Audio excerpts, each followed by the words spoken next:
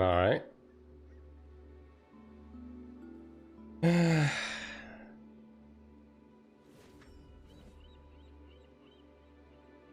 This party started.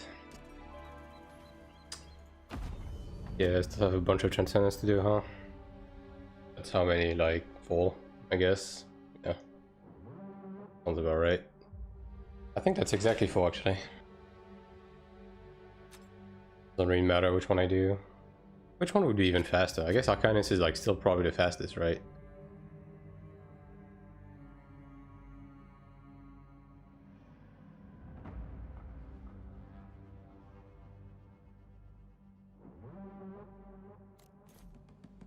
What the fuck is this, dude? Fucking Chantas, man. Yo, Cleric. Yeah, that's probably make my own group angle, I suppose.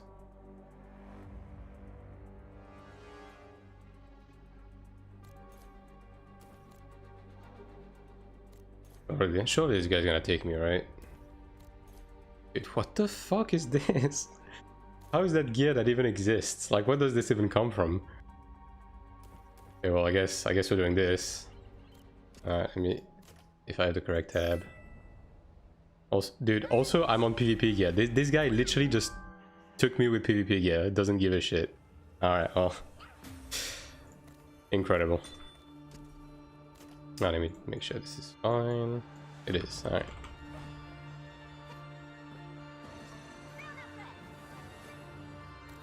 That.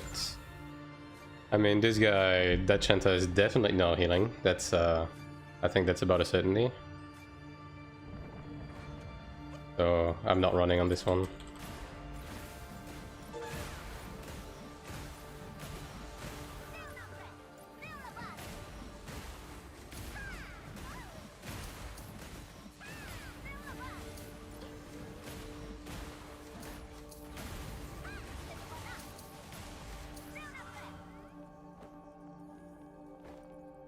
Bruh.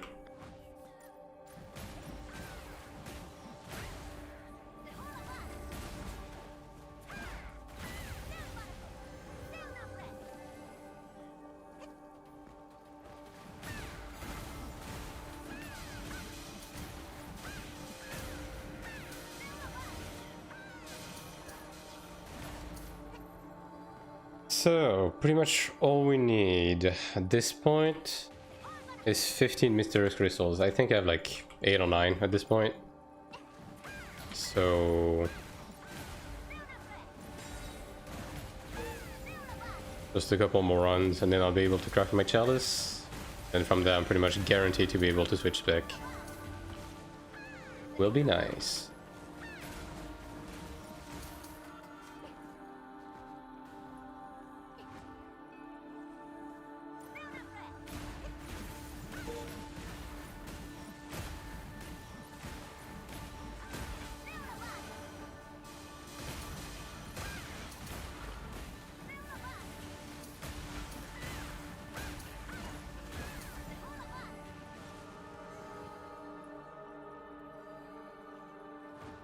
Also, I guess this Chanta is not running. Bro has one job. I guess it is what it is.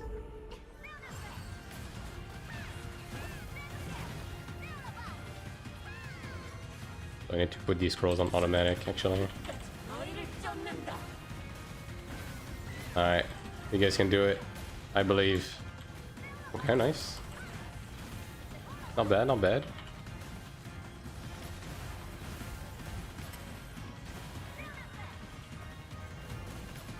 Yeah, I think the Chanta actually left to go open the next one.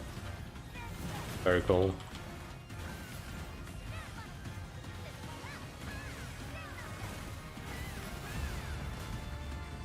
Yo, what up, Billy? How you doing?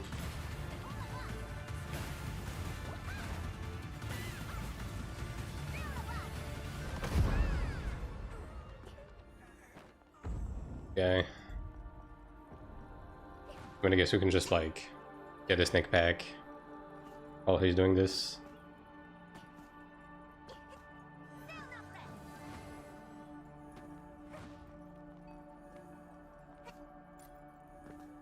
my god, he's almost dead to the traps already. Oh no. And he's dead. Alright. Surely he's gonna use a stone for this, right? Okay, he's staying dead.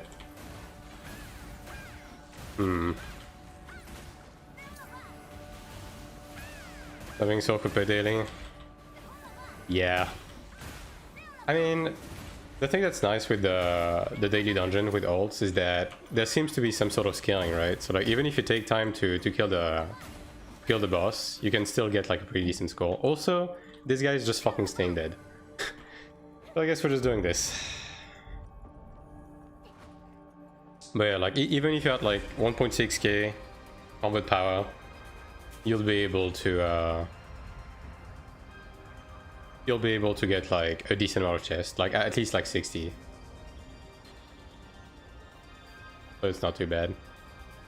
Honestly, I've genuinely been thinking about opening up old slots just for the fucking genius crystals. Like I think ults for this is like way too fucking good. Sork already seems overpowered at this stage. I mean, Sork does a fuck ton of damage. Like this class just keeps getting buffed. it just never stops getting buffed. Yeah, well, I guess I'll raise him. Surely he's not gonna die to the trap as soon as he raises, right?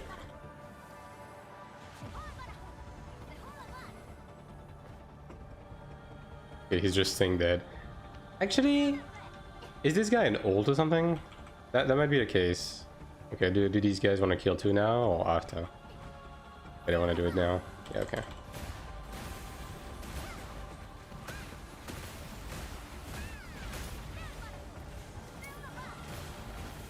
Okay, we're firing. Well, I mean, people have been saying that apparently Sork is like the best PvE DPS alongside Sin, which is kind of crazy because like your range. But I guess that does fall like within the lines of Iron 1 as well. But Iron 1 Sork required you to play at melee range to be top DPS, so there's that, right? There's no freezing wind as far as I'm aware, or anything similar in this game, right? I mean, it's probably in the game, but it probably doesn't function the same way as on the Iron 1, right? This guy's gonna blow up.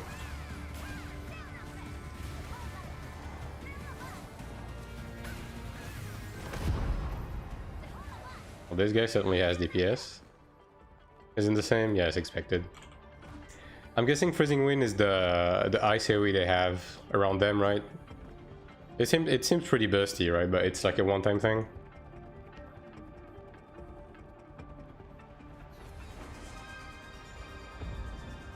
More for PvP? Yeah, makes sense. I mean, I guess on the melee front, like Sork does play melee in PvP just because of Wintry armor, right? Yeah, I mean, I've heard that Sork in PvE basically you can literally just make a one-button rotation. you just put your buff alongside like 2 skills or something on the same button, and then you just like hold the button or something. Apparently that's what most Sorks are doing. Not so much for having someone activate the TPs. XD.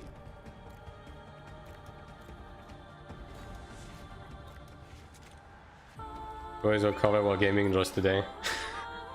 Now today is a special day. Also, hello Cyber. How you doing?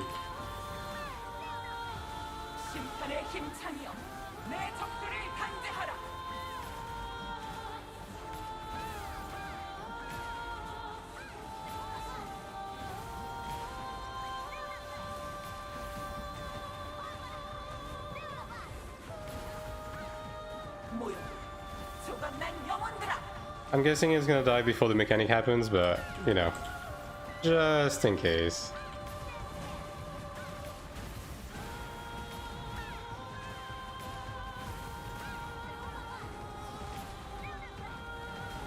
These guys are awfully close. Yeah, that's fine.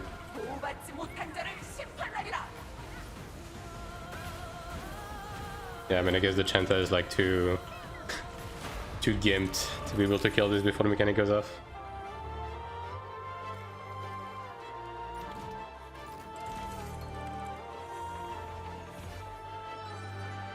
Wow. What a pile of dog shit. That's impressive.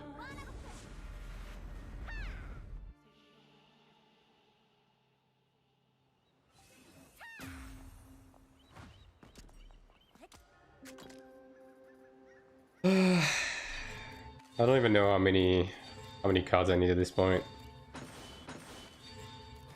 I mean, it's just such a fucking relief that I got my parchment yesterday, dude. Like, I could have gone without a perfect parchment, but getting the perfect parchment is gonna allow me to basically just roll the chalice without any RNG at all, and I'm already gonna be done. And anything else is gonna be bonus. So that's a fucking relief, let me tell you.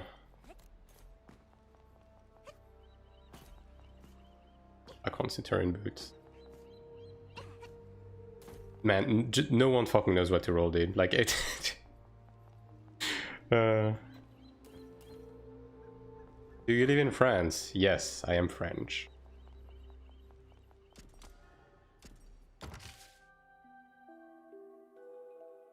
For better or for worse.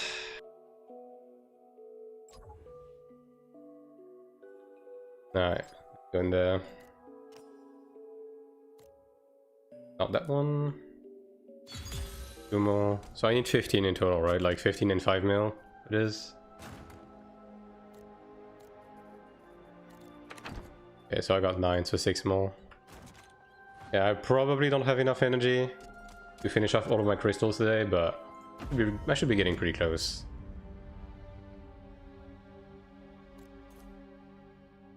Yeah, I mean, that's fine. Jesus Christ, dude. I mean, I wasn't the first one. Whatever. I'll take the L. These guys are pretty nice. And also we have a Chenta, winner POV.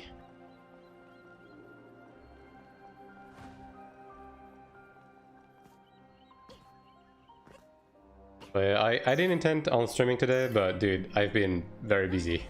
I needed a change of pace. I needed to do something else right now.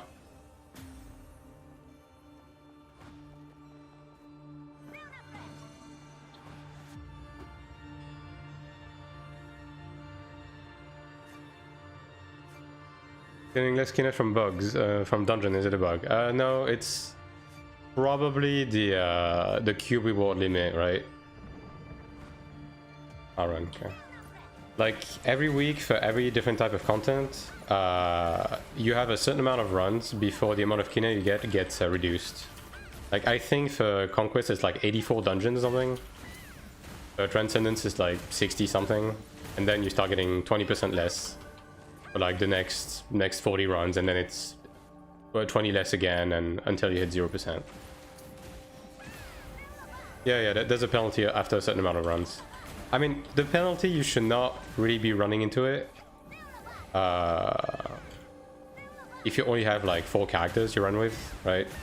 I mean, personally, I don't usually run into that by running 4 characters. Although, if you run exploration content, so like stuff like the normal mode Fire and Temple, I think the Kina reduction is like, it hits really fucking fast. It's like 4 dungeons and then you get the limitation or something. So yeah. How do I check how many runs I did? If you go in the expedition menu, it's here. Weekly cumulative play. See? It says how many times you played and what's your current like restriction. And there's the same one on the Transcendence. Oh boy.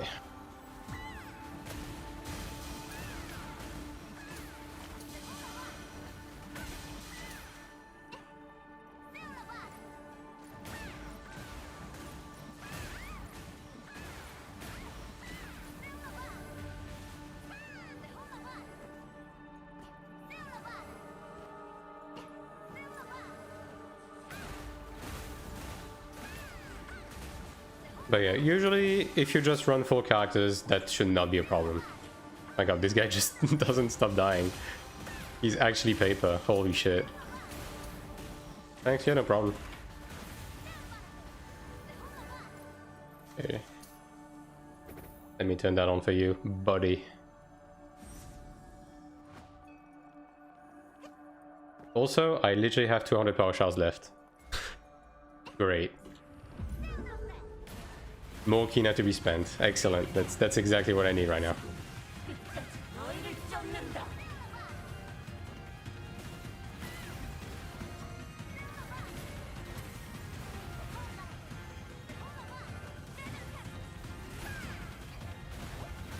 Are there glasses for your characters? I don't think I'm using glasses skins.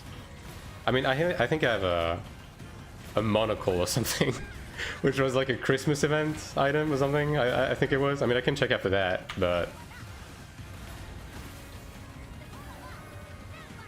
damn, this shit is dying fast. Holy! I mean, I'll give it to that Sork. He's dying fast, but he's doing damage. Yeah, we're doing the other mobs, or oh no? All right, fair enough.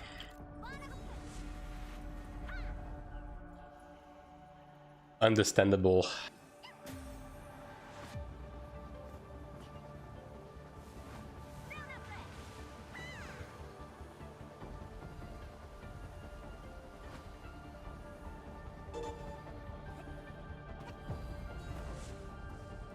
Oh yeah, if you mean the monocle, I think it was a Christmas event item. It's like an ornament or whatever.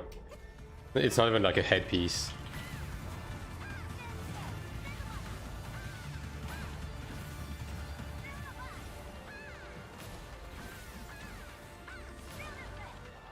Rip.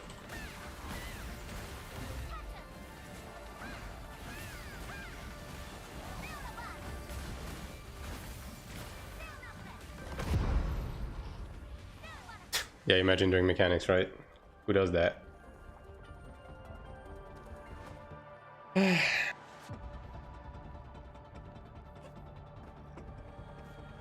Are we killing these? We are killing these. All right. All right, my guy, you're gonna need to start kiting mobs. All right. If you stay immobile, you will die. This is not a threat. It's just the reality. Oh my god, dude.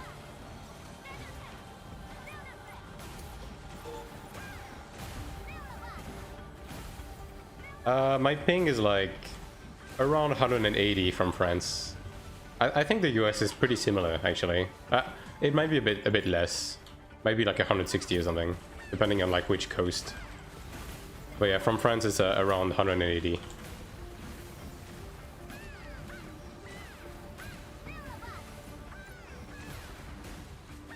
Brother, stop taking damage. Holy.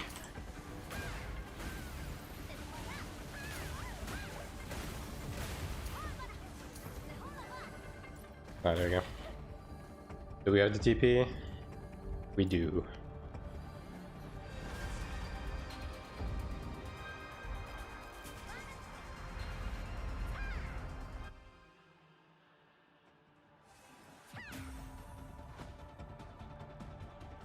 Okay, I need to rebuy scrolls and power shards after this.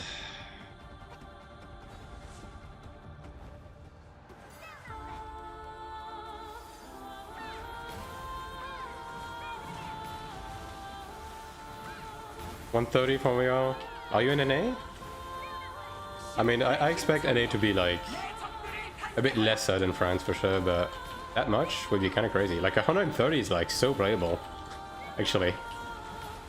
That's like not bad at all. Like I've been hearing NA people like moaning about the ping in this game, so I expected it to be a bit higher, VH.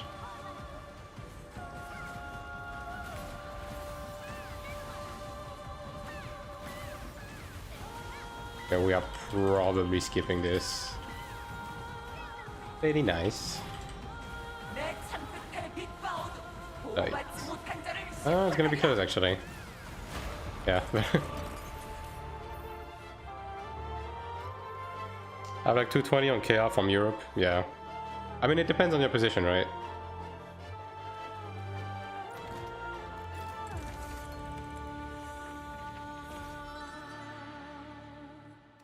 Although maybe if you live in the UK, it's higher because the UK internet is, you know. West Coast US, okay. Yeah, I mean, that's not bad. 130 is like, is so playable.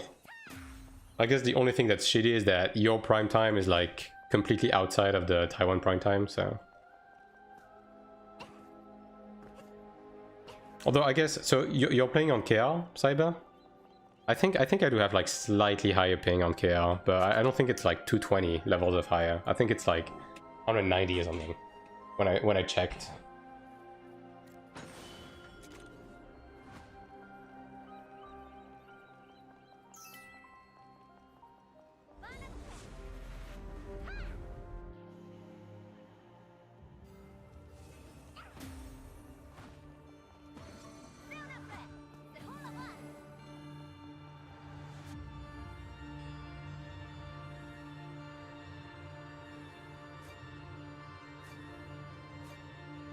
It's okay, I want to release a pen because Taiwan is unplayable for 3 weeks. Fair enough. I mean, a bunch of people did that. Now, to be fair, right? If you can play on Korea... Now, there's only one caveat to KR, right? Like, there's always the risk that KR is like XDD fuck foreigners, right? And just closes off the borders of the KR servers, even with VPNs. That's the only risk, right? But if you can play on KR... you're probably better off because I mean, maybe like, correct me if I'm wrong, right? But I would expect KR to have like higher standards when it comes to servers. Like, I'm guessing you guys have like less bots and stuff like that. Because like every time they announce they banned like hundreds of thousands of bots, I'm guessing the announcement is very much targeted towards KR. Play on Taiwan? Yeah. I'm on Taiwan as well, but yeah, some people play on KR. They started asking re-verification every 1 hour, then I switched back to Taiwan. Oh. Oh. So you're currently playing on Taiwan then?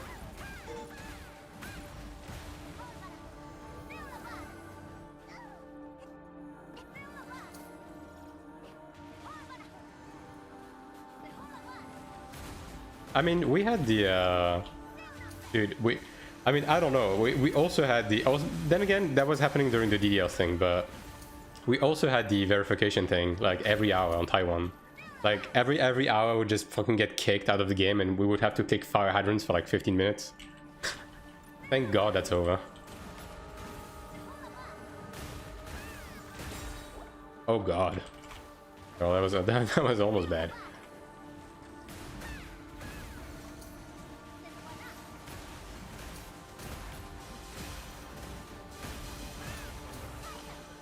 Stopped actively playing, I tried old content, just wanted to get to know the game, not yeah, fair enough, fair enough. I mean, why try hard when you can just watch someone else try hard and gather the info? You know? It's basically the same thing.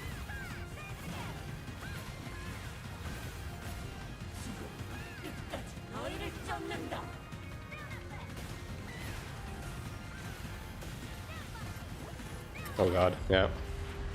Yeah, that mechanic overlap is rough, to say the least.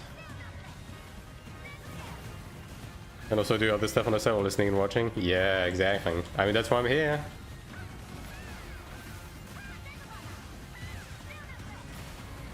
Since I just play one game autistically, I just play this game, right? So, yeah. I'm not really the kind of person that that can just have one little taste out of a game, especially Ion 2, dude. Like, I've been waiting for this game for so long. I'm not gonna patiently wait on the sidelines and be like, ooh, let me wait 6 months for the game to come out. And thanks for the follow. Also, I forgot to buy power shots. Go me. Great, excellent. I mean, whatever. These guys are fucking pumping anyway. Mostly just working and play other games once I focus on one. Yeah, I mean, that's Honestly, that's the correct way to play MMOs. If I'm gonna be honest. You just gotta get obsessed and play it obsessively until you play like 6,000 hours, and then you're like, this game sucks! There's nothing left to do in it! After 6,000 hours? Yeah, that's the correct way to consume an MMO.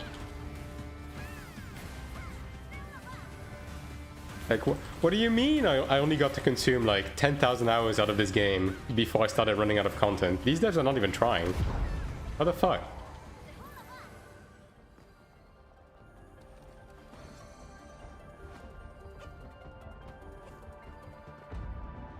Alright.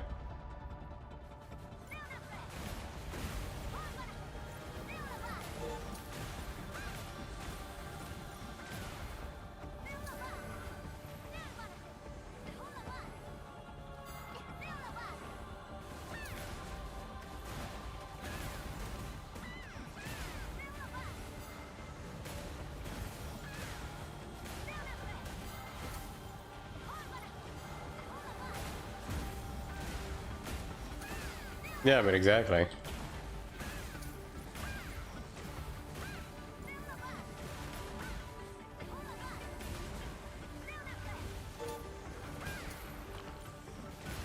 Every day I wake up and I wonder how the fuck I'm gonna get like 150 million kina to craft my Ebony mace.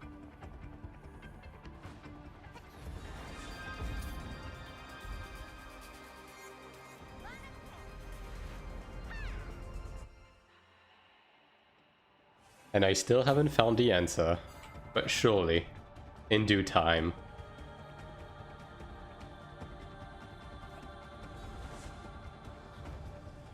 Man, patch is already tomorrow, dude. These weeks are going, they're going by way too fucking fast, dude. Like, I don't know. I still haven't done raid. I haven't done the raid on my assassin. Like,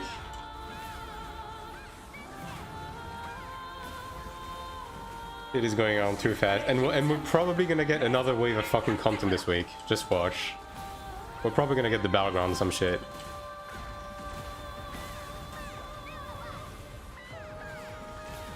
And it's gonna be yet another thing to throw on the pile of shit to do.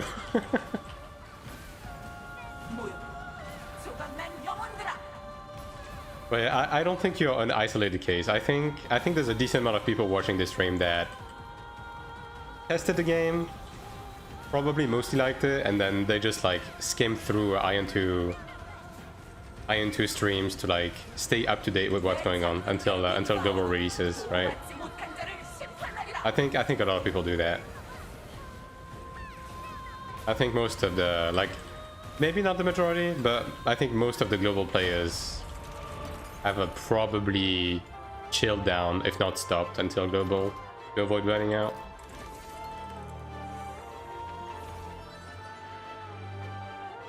Yeah, dude. I re-rolled this yesterday to get Radiant Recovery. I had 20 mil, I re-rolled, I was left with 143,000 kina. And so the circle continues.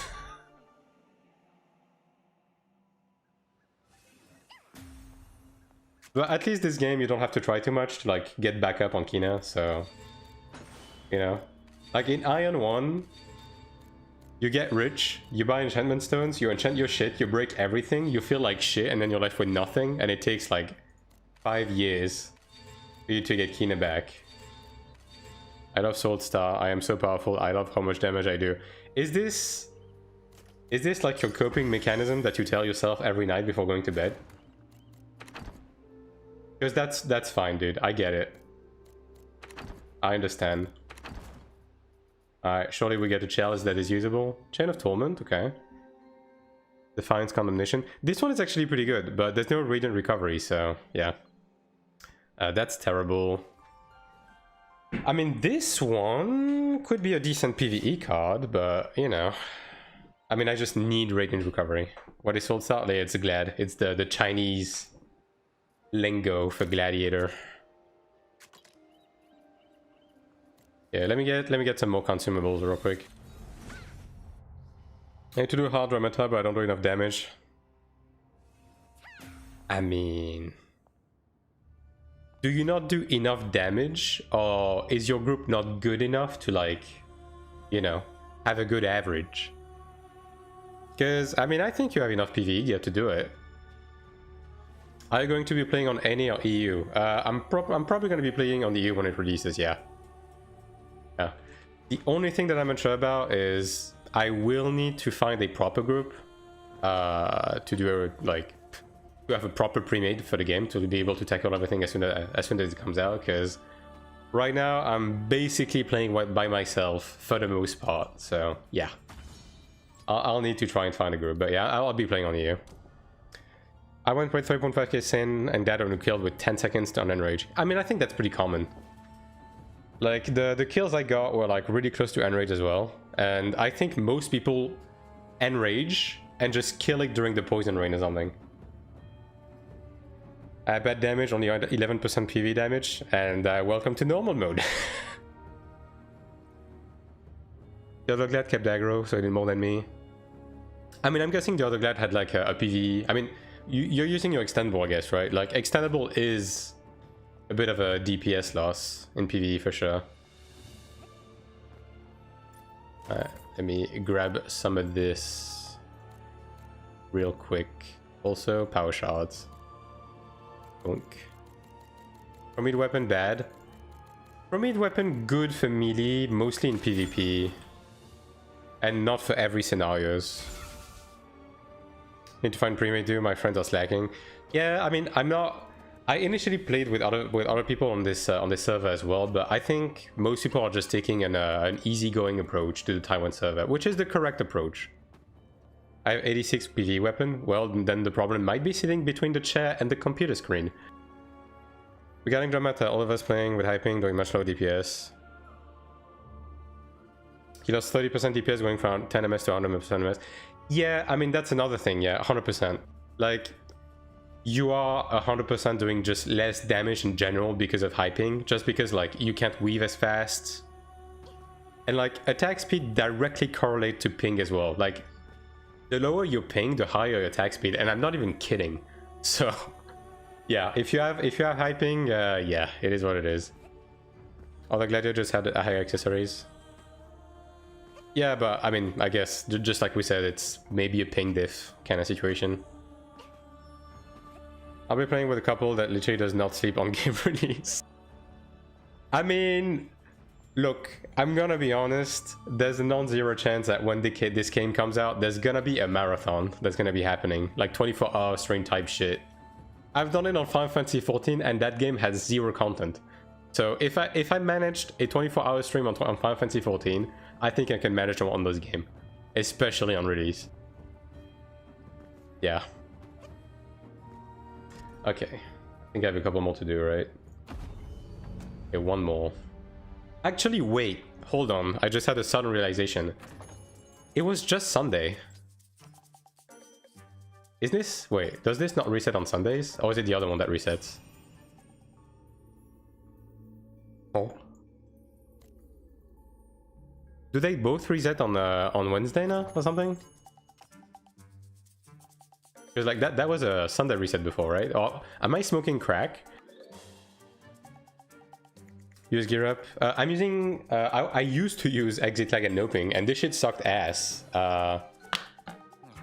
I switched to Lago Fast, and my life has been getting much better.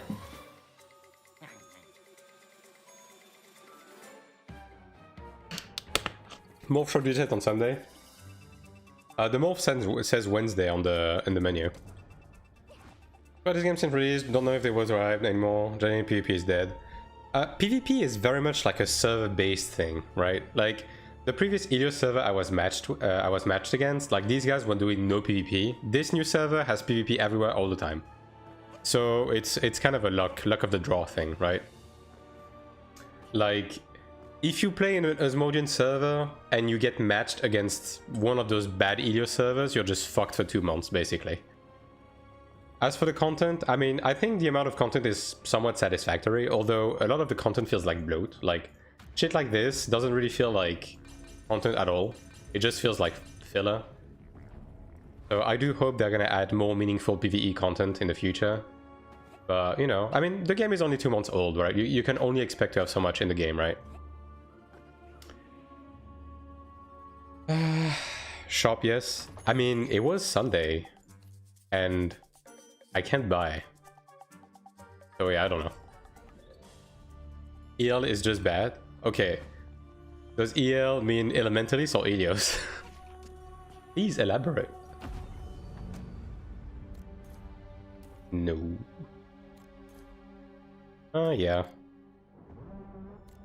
Ooh. Triple Cremate group. I mean, they're asking for 3.2, so... Surely I fit within the criteria. Maybe they changed it. Maybe they made both to be Wednesday. I mean, would make sense. Exit lag? Oh, okay, well... yeah, I mean, I think VPNs in general is like just the luck of the draw. It's like, it completely depends on your location. Like, for some people, it's gonna work great. For others, it's gonna be absolute dog shit. Also, this chanter is 2500. Holy shit, brother. Okay, well, I'm not running. I mean, at least these guys are juicing, so that's fine.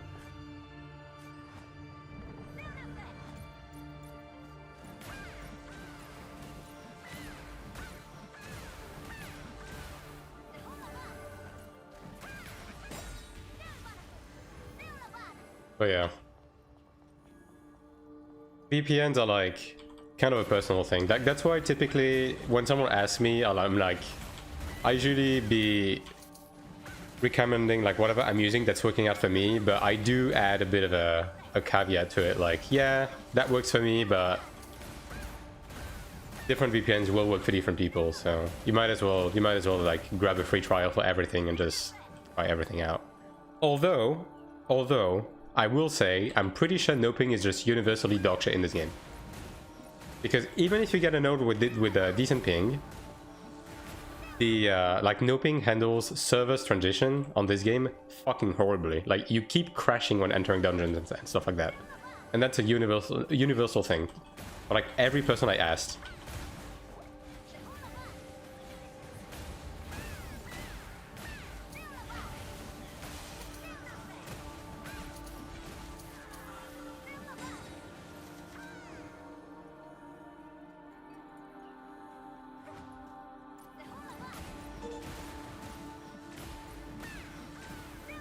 Oh yeah. Fatal Error is my best friend. Oh, you mean the game crash? I mean, I think, yeah.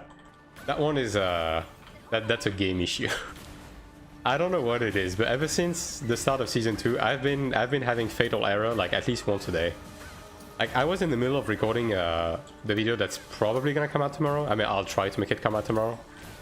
And, my game crashed in the middle of an explanation. Like, I had to, like, start the explanation from scratch just because I was like providing an example in game. And I literally turned on the game just to record that part. Like, fuck me.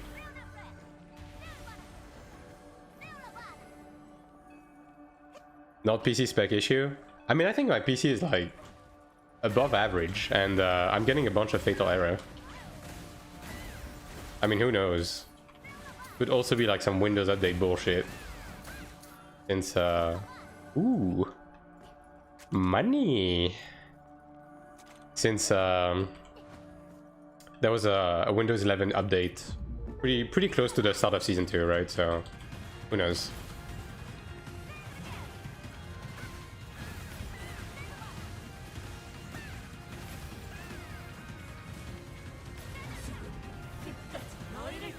I was about to finish Ludra and got a Fatal Error. Ooh, that's rough.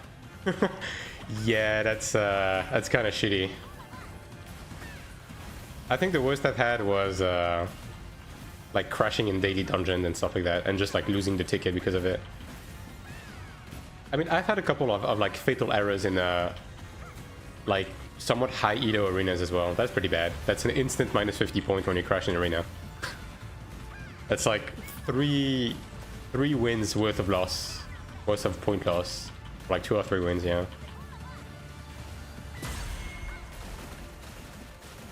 I have a question. How you roll Cleric and not Templar? Name sounds familiar.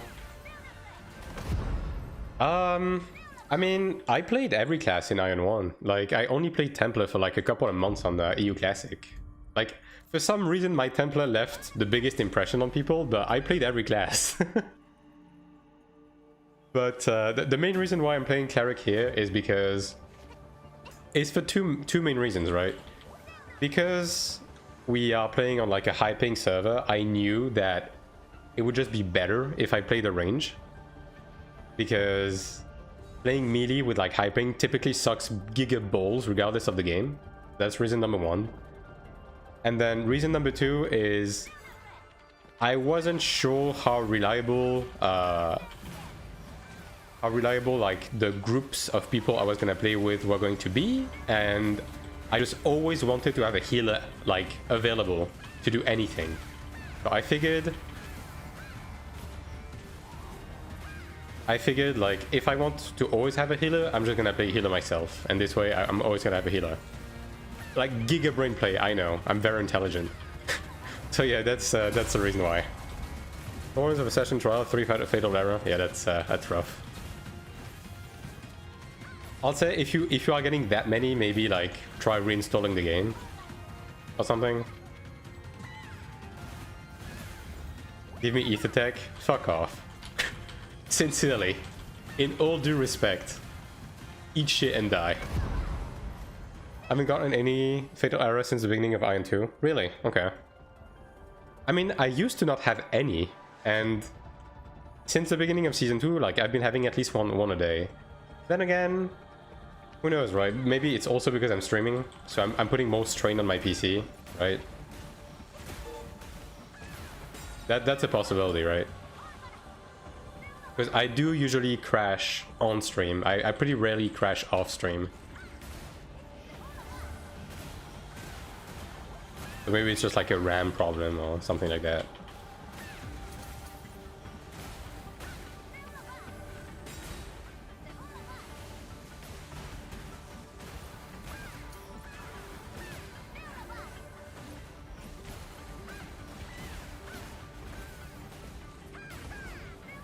Brother, stay out of the blood. We need 4 more. I wish they would drag these out of the blood, but you know what? Whatever, man. You guys go. I believe in you. Think RAM processor problem? Could be, yeah, could be. I mean, this game also had a tiny bit of like memory leak problem at the beginning of Season 1, so who knows? Okay, that's enough.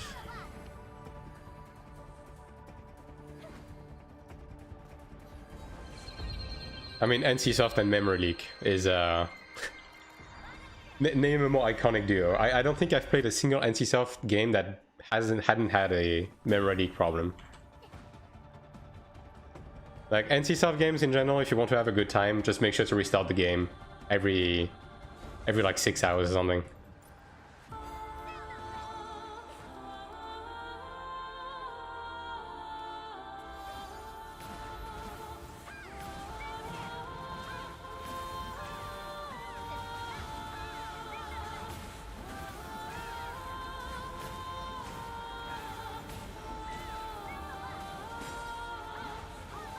More Koniju, me and Ethertech. We get it. We get it, big man. Of course you would fucking like Ethertech. It's the fucking like tank machine gun class. How North American of you.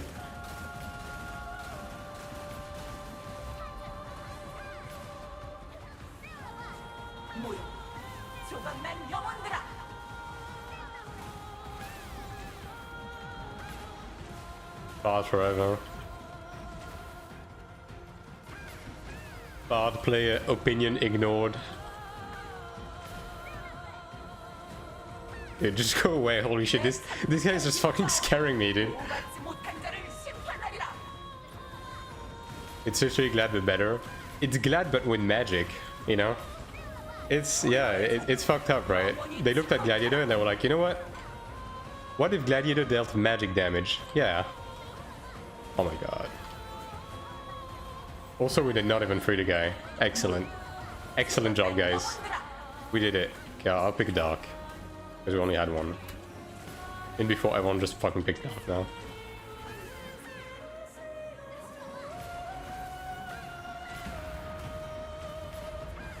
If the tech was so annoying to deal with. It was just designed in a stupid way. Okay, everyone picked the dark now.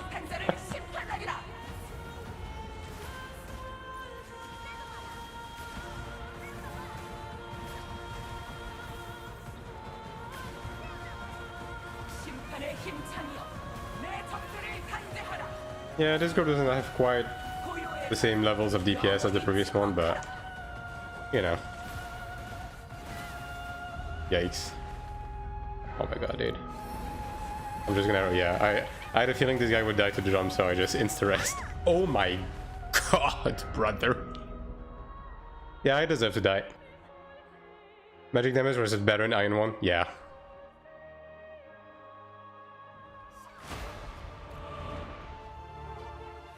Yeah, the eject, right? I mean, at least the eject was a 10-minute cooldown, but that shit was annoying in like Arena of Gold and stuff like that. Also, it also served as a blind leap, right? So they could use that to like run away. Not that it was enough that they had like multiple dashes to just like fuck off. They could also like backwards leap. Like, yeah, that's fair.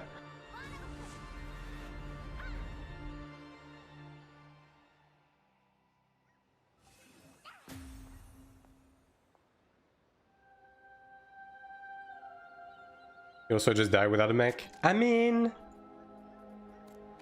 you still have the possibility to use your gun outside of the mech, right? You had a route. You had a route with the gun outside of the mech, so you had options, you know. The Radiant Benediction, I mean that's nice, but it's missing something. Light of Regen. I mean these aren't bad, it's just missing something. You're not a class dismounted? Yeah, but you have options. Also, by the way, mind you, they changed the mech summon to be instant after 4.8. Because like you used to have to channel going into the mech, right? You know that little thing called balance. But nah, in 4.8 they say, you know what, fuck it. You don't have to do that anymore. You just had to like wait out the cooldown of the mech after the explosion. And the explosion dealt insane fucking damage as well. Okay, well, we're done. We're done with these for now. Let's see how many I can channel. I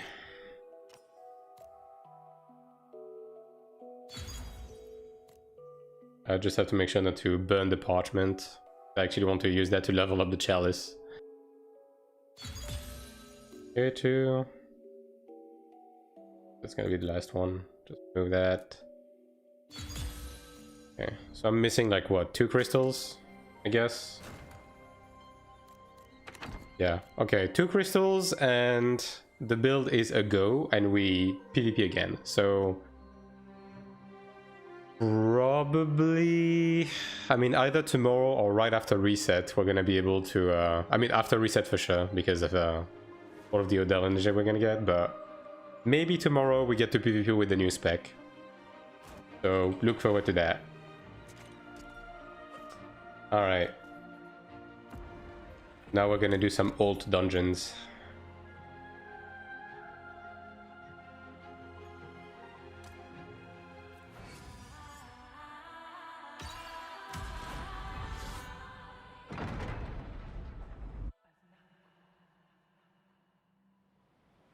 Alright, let's see.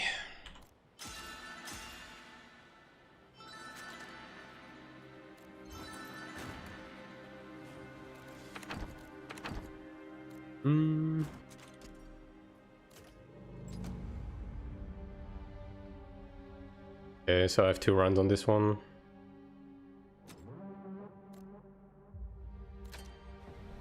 By the way, not to address the elephant in the room or anything, but let me know if the how the fuck do we even call that? The character, I guess the character on the bottom right. Like, let me know if it's too big or it's too jarring or something. It's just during my my lunch break today, I just doodled this little guy just to give something for you guys to look at when I'm talking. We don't have the budget for a VTuber model. We don't have a webcam, so I just drew that. All right.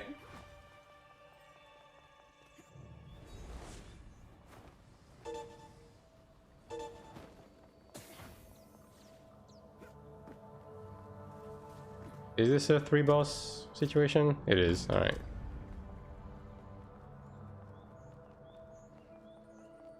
Maybe better than original? Perhaps so. Perhaps. I mean, I just animated 2 frames, right? Like give me a break. I literally made this in 20 minutes, so I just animated 2 frames, but maybe I will iterate on it later. But yeah, at least now we have something to look at when I'm talking. All right. Also, let me know if you want it to like in another position or something. I just figured there's not much going on at this position of the screen, so in 20 minutes. Alright, maybe a bit more than 20 minutes. I mean, I guess I did the sketching in 20 minutes, so it probably took closer to like 50 or something. Like 20 minutes might be underselling it a little bit. Yeah.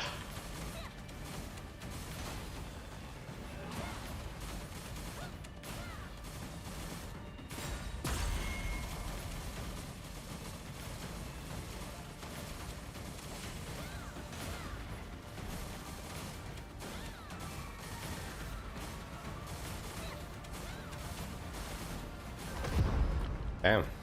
These guys are balling. 0.7. Okay, these guys are 2.3. No wonder.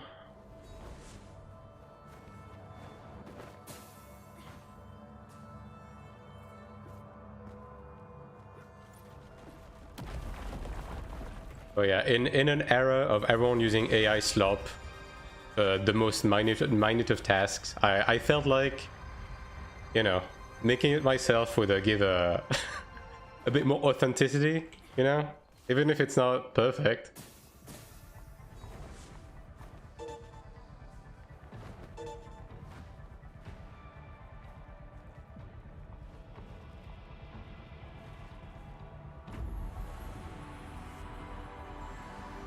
Oh, is that enough? It is.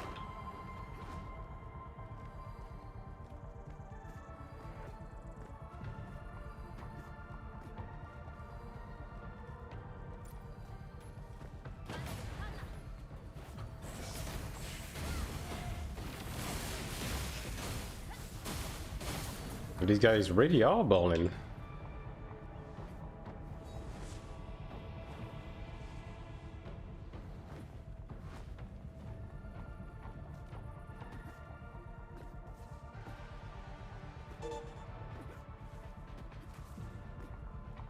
Well, yeah, I mostly recorded the video. That's probably going to be coming out tomorrow. It's going to be on like on the topic of PvP gear progression from start to finish.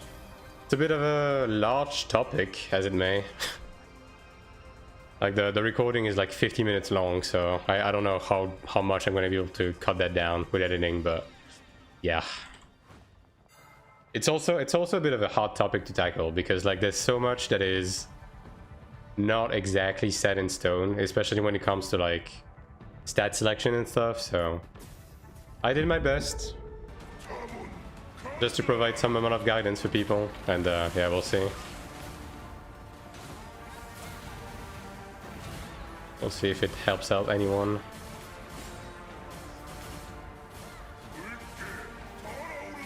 Yeah, of course you're doing the physical.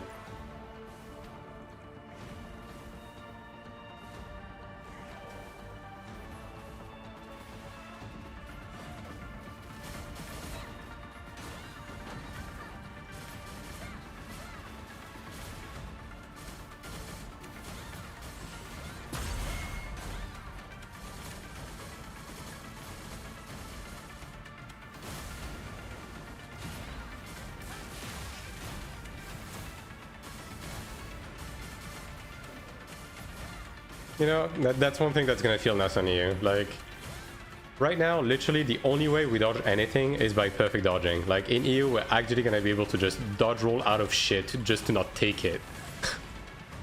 Like, we don't realize how much of a privilege that is, but the Koreans and Taiwanese are able to do it, and yet they still fucking get hit.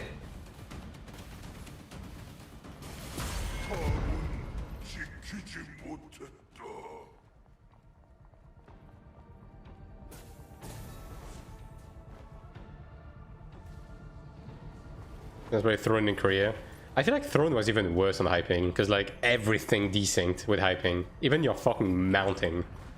Like gliding and like dashing and everything was just like so desynced with hyping in Throne.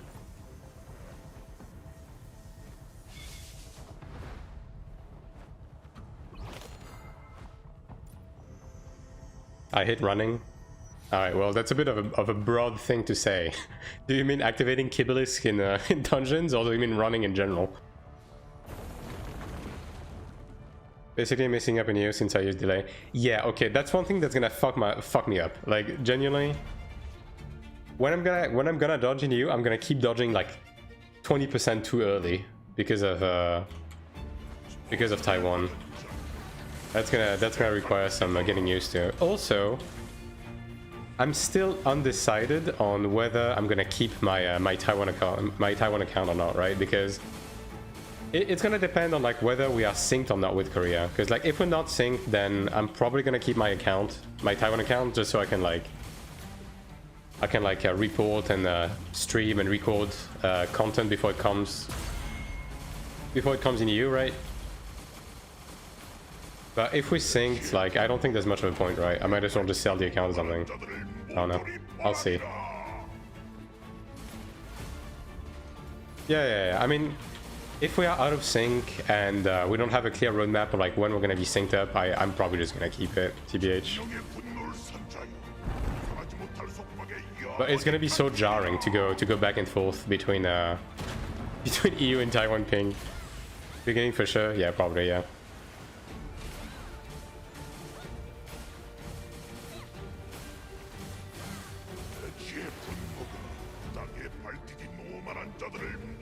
But I'm still undecided on which class I'm gonna play in EU. Like, I think I'm just gonna stay open to everything. Like, I'm probably just gonna find a group of people that want to go as hard as me, and like maybe Akiran and people like that. I don't know.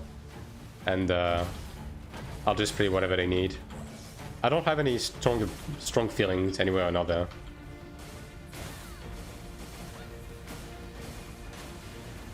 I do like Cleric. Cleric is pretty nice, pretty convenient, but you know, some variety would be nice. You will get so much money by playing on Taiwan. Holy shit! Running in real life. I see. Well, see, I would have gotten the 50-50 wrong. I'm gonna be honest. There's no way global server will be synced. Yeah, I mean, okay.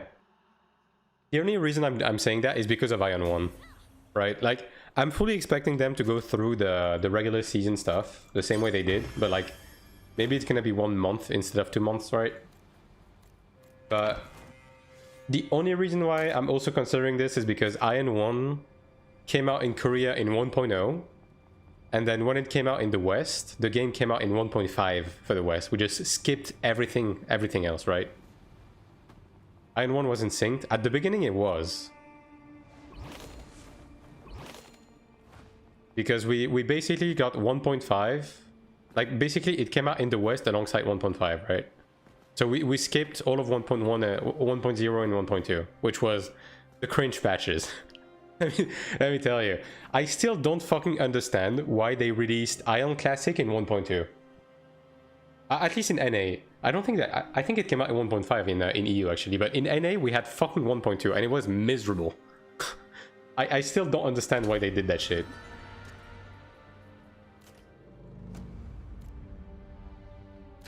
One boss. Like, 1.2 had nothing. Like, no endgame, no dredging, no nothing. The only thing you could do in 1.2 was rifting PvP and Theolab and Adma. That's it. That was the game, and that lasted for like 6 months before they finally updated to 1.5. Like, holy shit, dude. Like, don't get me wrong, I like doing Rift PvP as much as the next guy, but only having Rift PvP as your only source of PvP for 6 months. That was a bit rough. Like, not having any battlegrounds, no dredge, no nothing. Not even Divine Fortress. Like, Sieges was like just the basic fortresses.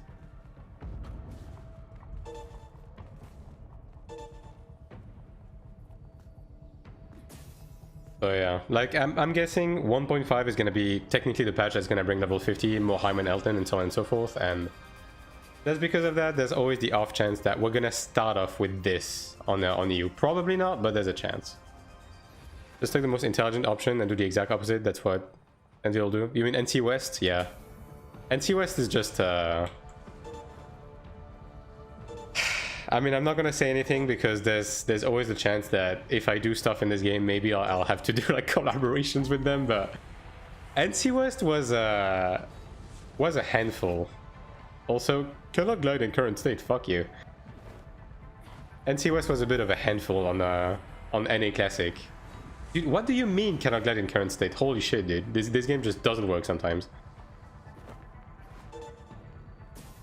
I'd imagine this can kill me in Classic. Classic in general, big disaster. I think Classic was fine. I think the main problem with Classic was when they started like drifting away from the original formula, but like not in a good way. Cause like, okay, some stuff was fun, like adding the seasonal stuff with Arena, adding Arena of Glory earlier, like all of that stuff, giving us like the TIAC. I think TIAC was my game crashed. Well, speaking of fucking fatal error, there it is. There it is, ladies and gentlemen. But yeah, like TIAC was a great addition. Like all of these were great additions, right? But as soon as they started adding some bullshit, like I think 3.0 was kind of a disaster.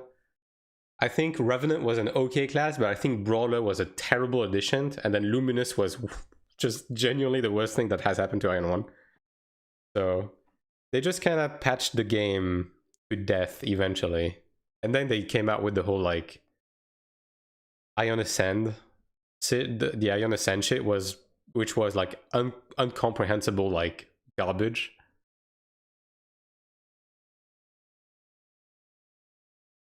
Cannot glide in current state. Yeah. Yeah. Yeah, well, surely these guys won't kick me because I'm not teleporting to the end, right?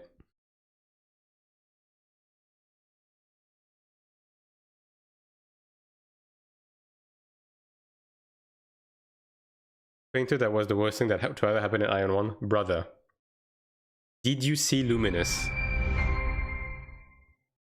Did you play on the patch with Luminous in it? Did you? Because I'm telling you, Luminous is everything Painter wish it was. In the worst possible way.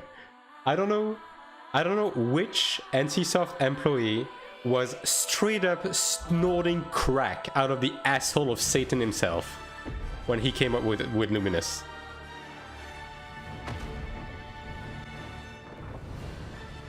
There's no way it's worse than Painter. Brother. My brother in Christ. Luminous was literally a 5-button class, and the 5 buttons were like, oh my god, I'm on the wrong character. The 5 buttons were like repeatable with no cooldown and did everything. Painter had like 0 CD, 3 stack, 3-minute dash. Luminous is literally Painter with range. That's what you don't get.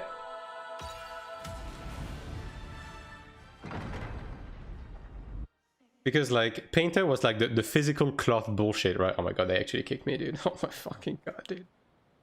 But yeah, Painter was like the physical cloth thing. Luminous was an actual magical class. It was a magical class, and it had everything. Like I don't know, like I don't know, dude. Just go on YouTube, look up some Luminous footage, and you will understand the level of bullshit it was. Like, and even the class itself looked stupid, man. I don't know. It was some magical girl bullshit. With like every sound effect of every skill of that class was like the worst thing of all time. Like every time you got jump scared, like a big fucking crystal falling on your face, stunning you, and doing 80% of your health with like a magical girl like swirly, swishly sound at the same time. It was like a fucking FNAF jump scare. It's like, I'm already dead. There's nothing I can do about this. Dude, like, Luminous Luminous had a magic evasion that dodged 6 skills. 6. I played Soak on the patch that had Luminous. Dude, it was I literally had to like put down PTO to have enough time to remove the luminous like dodge evasion, and by the point I removed it, the guy had emptied his skill bar like 5 times on me.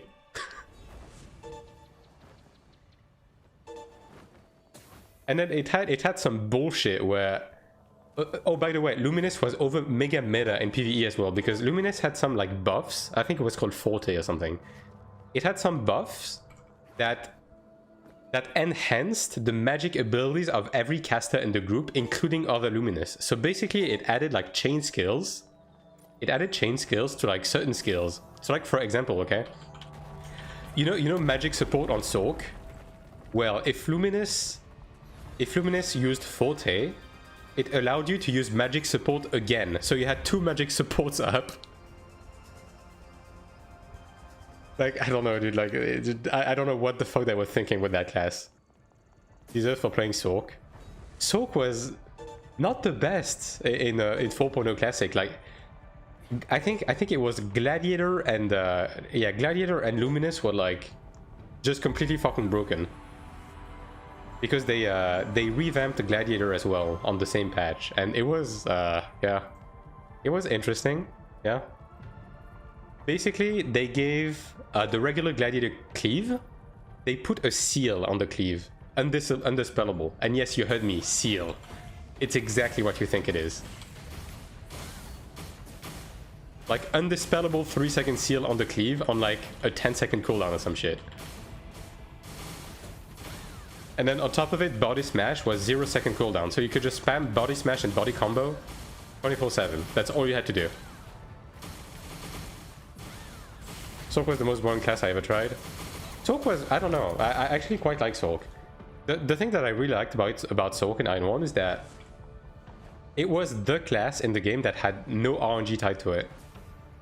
So like, if you knew how to play the class, like, you could be, it was very easy to be very consistent with Soak, and it also had like incredible potential, and the class was really good, especially in the earlier patches.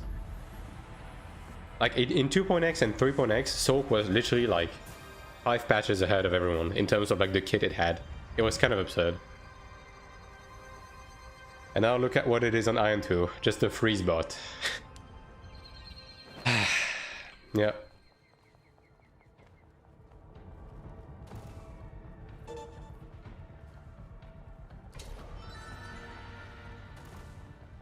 I think the class I felt the most bored playing in Iron 1 was Gunner. Like, now Gunner was one-dimensional as fuck, dude. That class did one thing. Like, I honestly, the biggest reason why I eventually stopped playing on Euro Ion is because I played Gunner, and I just got bored after like 3 months or something. I just sold my Gunner. I was like, yeah, that's it. I did everything I could on this class. And you know what's funny? Do you know what pisses me off? On my YouTube channel, my most watched video is a shitty PvP montage I did on Gunner with fucking Dissension gear. Like the base BM gear that you get at in 4.0 from doing the camps. Like, this video has fucking like 40k views or some shit. I don't know why. And it keeps getting more. I don't know why people keep watching this video in specific. I don't know what it is. Is no one doing this? I guess no one's doing this. We're missing wind, right? Yeah, there it is. Okay, this guy got it. Good old strive gear, yeah. I mean, it did the job. Look, okay, I will say that the most fun I had on Gunner was before I got geared, because I had to work my ass off to kill people. So at least I had to do some intelligent shit, right? And the whole like switching between guns and cannon was like pretty fun. If you just didn't one-shot people with a guide missile, like the class is actually fun. But once you start getting gear, and you can literally just one combo people, yeah, that shit got boring really fast. And I never even got to the point where I had tempered accessories. I never got to that point. Like just getting the officer gear by itself was already fucking insane, already broken. And it wasn't even like the fun kind of broken like Sork, right? Because again, Gunner literally did one thing. So you were really good at like insta-killing one target, but Gunner was terrible at handling multiple targets at once. You just had no tools. At least in 4.0. Because the, I think it was called Paralysis Cannon, right? Like the charge skill that slept on the third charge was really fucking bad in 4.0. It was barely usable.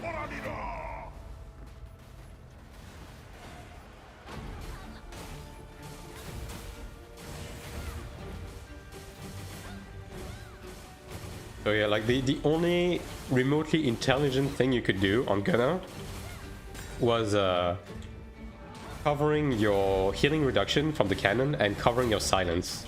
Like covering silence route, and like maybe you get fancy with it and like you engage someone by slide shotting your bleeding shot on with the gun to silence cover them while kiting.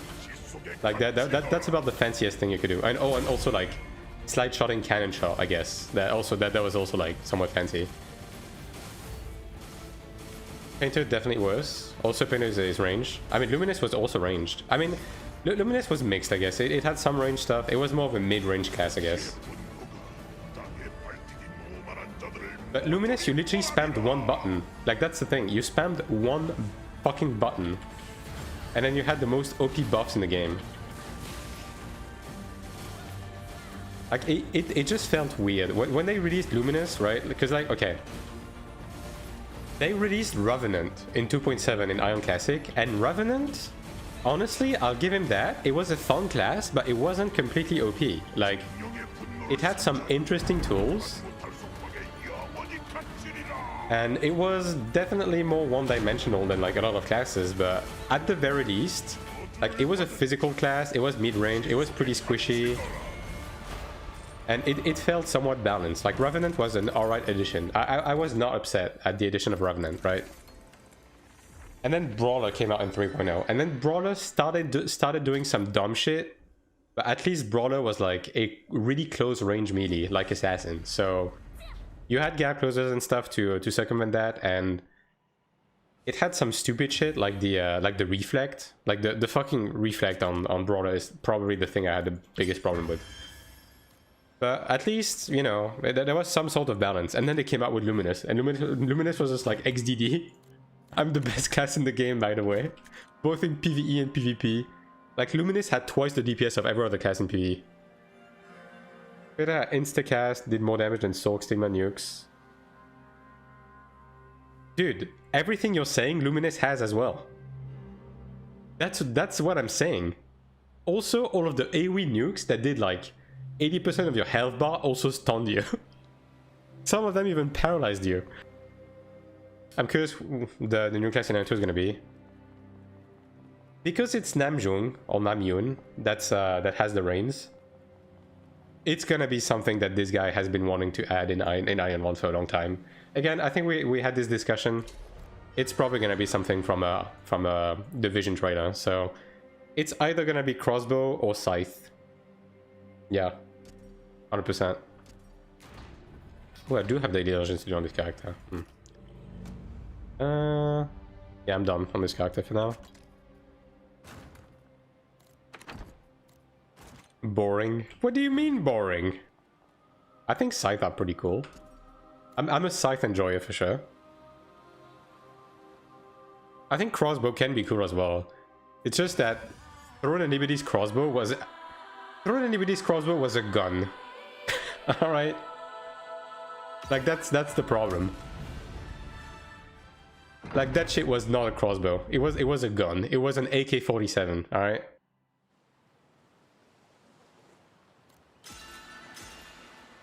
We never get crossbows in MMOs. Yeah, exactly. Like I think crossbow is actually a pretty neat weapon. Fuck crossbow, I don't want to see that shit in any other game. Okay, look, I understand I understand you've been traumatized by Throne and Liberty. It's okay. We all did. Okay? Like, this is a safe space. Just get it all out. It's okay. Alright.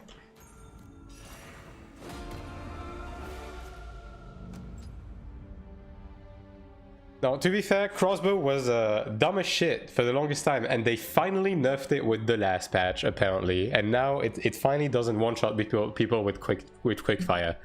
But you know what's funny? Now it one-shots people with thundercloud bombing. So, you know. We already have ranger. I thought I'd give crossbow. Yeah, but I'm just saying that because they showed a crossbow in the vision trailer. Like that's the thing, right? Also, correct me if I'm wrong. I think in the vision trailer they showed a weapon, like a class with dual swords, like a dual sword class. I think I remember that from the vision trailer. Although I think the swords were like extendable or something, so maybe it was a whip class. I don't know. Would argue that bow is actually boring. It's always there. In a way, yeah, but I think a lot of people like the archer fantasy. Thunderclaws is the gnome bug. It will get fixed. Well, I genuinely pray it will be. Because I know how bugs are in Throne and Liberty. I know how they are. And I'm sure you know too. Every time they fix something, something else breaks. So, yeah. I'm watching Vision trailer. Yeah, dude, 16 years. 16 years. Everyone is old in this chat, I'm sorry.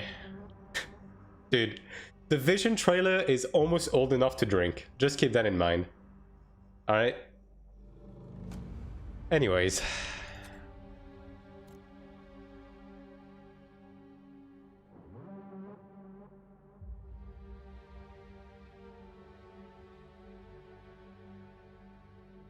In Eastern Europe, you can drink St. Stadler. Okay, well, I'm just saying by my country standards, alright? Two boss. Cool. Cannot find room.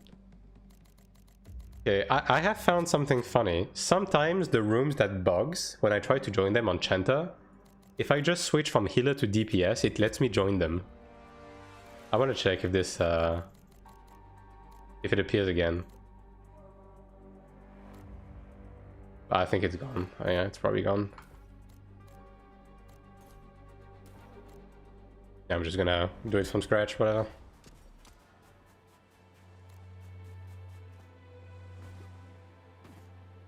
Day 13 of demanding. Day 13 of demanding ether tech in the video game.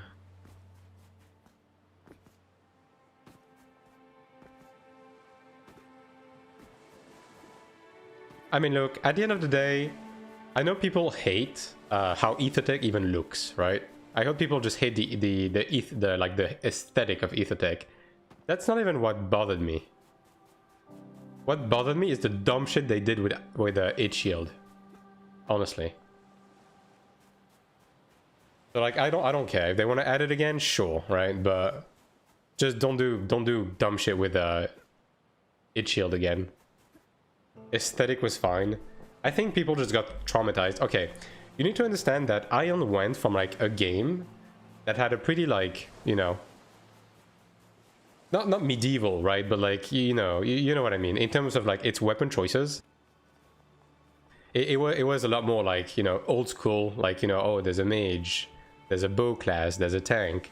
And then 4.x came around, and then all of a sudden we got magic guns, harps that shoots unicorns, and robot with big feast. All right. So I think people were just like traumatized. They say no classes for minor one. Yeah. But just speaking hypothetical. Is this Ashes of Creation? Well, you can tell this is not Ashes of Creation because the game is still online.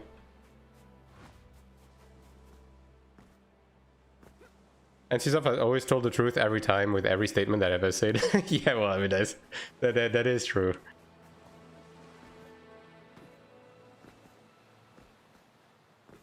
Yeah, well, I think this guy is just AFK.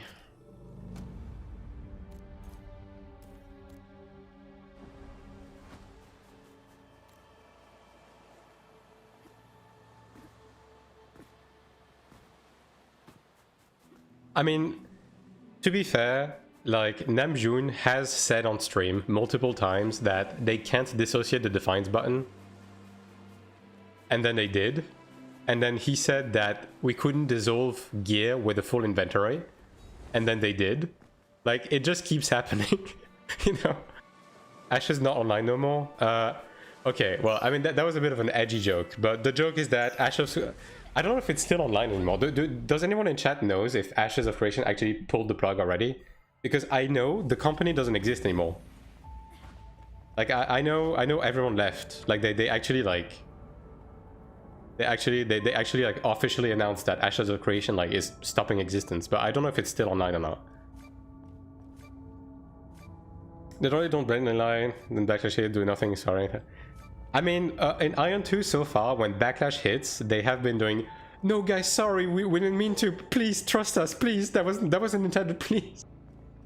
And then they change it, so. Intrepid is sold and owned by a private equity now? Okay, and is the game still online?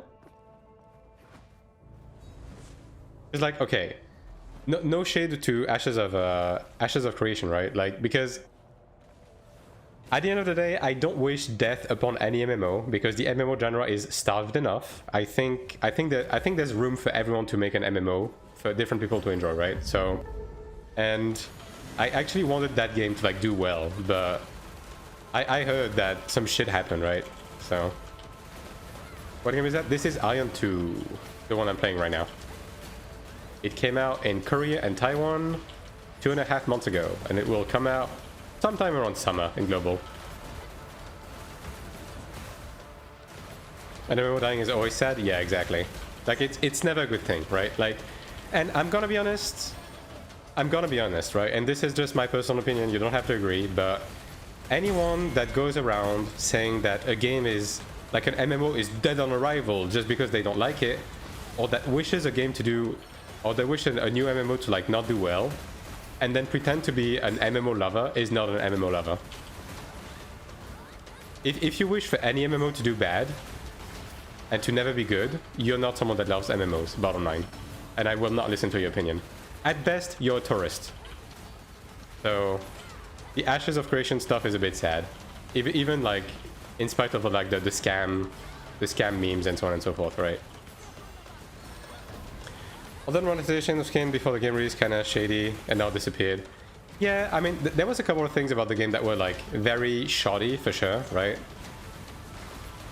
Like, I will say that it was a bit weird, but you also gotta give it to the guy that they had ambition, right? Like, MMOs are not easy games to make, even for like a AAA studio. These games are basically impossible to make and maintain, right? So, for an independent studio to like go out of their way, regardless of how they went about it, and like actually make a game that people can play, you know, you gotta give them some amount of praise, I guess. Did you play Chrono Beta? I did not, because at the point that was coming out, I was playing something else. I did follow it though. It looked pretty tragic. I will say that the beta did look a bit tragic. Although I guess I think they went back to the drawing board, right? And the game got pushed back a bunch, so we'll see how they do later down the line. Yeah. MMO journey, yeah, exactly. At the end of the day, every game, not even MMO, every game is someone's favorite game, you know what I mean? And MMOs especially are like, have a special place because they're like social experiences, right? So you can't really like, you know, blame anyone for loving any specific MMO. It's like I said, right? Like, I played a bunch of Throne and Liberty. I saw the potential, but I also saw like the faults within the game, and I was pretty quick to understand that the game was never gonna be quite for me. But I don't blame anyone that keeps playing it. Like, you do you. If you enjoy that game, that's great. And people keep calling Throne and Liberty dead, but Throne has been upkeeping 10,000 online for like months now. Like, it's pretty stable. All things considered, 10,000 is not nothing, you know? It's actually fine. Like, a game can survive on 10,000 like players. And like 10k probably means like around 25k active, right? So it's not terrible by any means.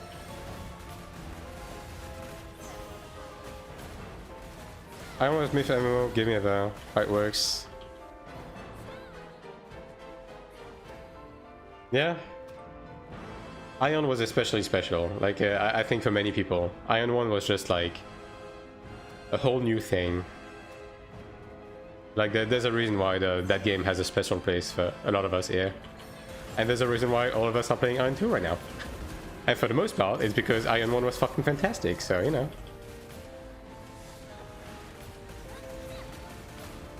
Also, I missed a few chat messages. I am aware. My chat box is tiny as fuck, so give me a second, I'll go back to your message. The only game that comes close to Mass PvP of Ion is Dark Age of Camelot.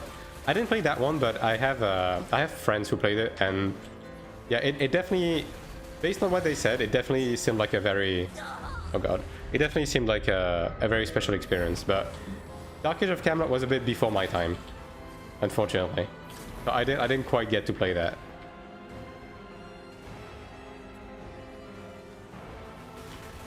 Just right about Ashes of Creation, traging for the MMO community, damn. Yeah, well, Steam reviews are always funny, right? You know? That is kind of dissociated with the problem. But yeah, it's never a good thing when an MMO dies, right? Dark Age of Camelot had foes like Ion, a lot of them that was always vulnerable. Wasn't the original Lineage something like that as well? Like I never played Lineage, so I don't know. But I have a feeling people who played Lineage and told me about it also said the same thing. Or at least Lineage was like a very like RVR, like Siege focused, right? Was a PoE that said during interview that only did 10,000 people to run okay? Yeah. I think that was him, yeah. I think he said like 10k is fine to run like a live service game. Aklos was Smith's first MMO once I got into Ion. Well, I have never heard about that one, so I will say that.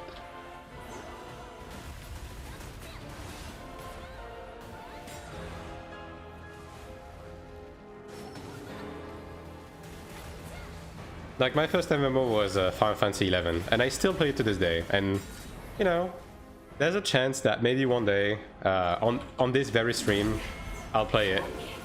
Who knows?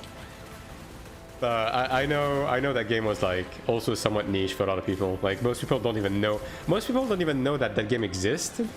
But also, most people don't even know that it's still ongoing. And fun fact, Final Fantasy 11 has like an active player base that is like 10 times bigger than Throne and Liberty. Somehow. One of my friends is obsessed with Final Fantasy 11. It's easy to understand why. Yeah. It's definitely a game that you never quite quit, especially because it's honestly the only game that I still come back to this day that has a completely horizontal progression. Like, every time I come back, I just work on some shit, right? I just pick up where I left off, I do something, and then I leave. And the next time I come back, like 1 year later, I can pick it right back up. And none of what I did is irrelevant. Because every time they add shit, it's like additive. It doesn't replace anything. Let's see, let me go back to some of those messages.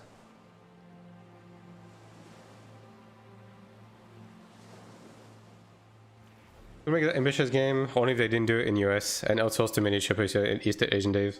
Yeah, who knows? Maybe if I mean, maybe if Ashes of Creation took the Korean route, maybe the game would have actually come out. But the problem with Korean games in general is that the investor side of Korea is really bad. Really bad. Like, the investor side of Korea is like one of the reasons why NCSoft cannot fucking stop putting shitty monetization in their games. Because the investors like keep knocking at their door and they're like, where are the loot boxes? So, yeah. That's probably why they dodged that. It's like Guild Wars 2. In a sense, I guess, yeah. I never played Guild Wars 2, but I know Guild Wars 2 also has a lot of that, but it's probably even more so because Final Fantasy 11 is basically held together with like duct tape and a wish, and it has a skeleton crew working on it of like 80 years old devs that program shit on like PS2 dev kits and release one piece of content every 15 years. So by essence, the game doesn't move too much, you know? I get a lot of it is investors. No faith any stuff would do a good company without them. I mean, who knows, right? I'm not gonna pretend to know exactly what's going on in the backstages, right? I just know for a fact that a lot of the shit that we complain about is investor pressure, right? They don't realize it's like a snake that eats up, people get fed up and leave. Yeah, I mean, that's also why you kind of have to like dissociate the devs from the investors, because I'm sure that the devs just want to make a good fucking game, right? They're just focused on making a good game and they want people to enjoy their game, right? And they fully realize that. They fully realize that if they do like dumb shit with monetization, that's gonna drive people away from their game, which they don't want. But the investors don't really think long term, right? And unfortunately with MMOs, like MMOs are so expensive and complicated to make that, yeah, there's no escaping them. Like the only reason why Final Fantasy XIV exists in the state it's in is because of what happened with 1.0. And because Square Enix is a Japanese company with like some pride issues that had to redeem the game. Like, yeah. But when you look at the other stuff that Square Enix does, you have to realize that Final Fantasy XIV came really close to being mobile slop as well. And it was probably like the director and like the 1.0 happenstance that saved it from being that. And don't get me wrong, Final Fantasy XIV monetizes the shit out of everything it can monetize. But the systems within the game doesn't really allow them to like do too much with the monetization to begin with. 11 is deeper on endgame activities, Guild Wars win and its open world metas. Yeah, I mean the thing with 11 is that the game is kind of endless with its endgame, because you basically have 20 years of content that never went irrelevant. So like, if you're a new player playing Final Fantasy 11, you probably like have like 2 years of shit to do before you reach the quote-unquote current endgame.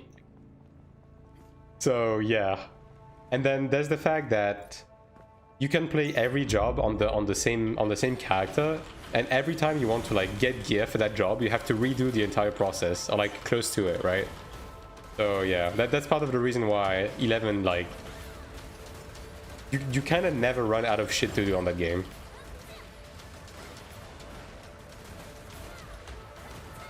Like the only thing that kind of sucks on 11 is the game unironically has PS2 limitations. So it's still like working like a 56k like bandwidth netcode, which is pretty fucking bad.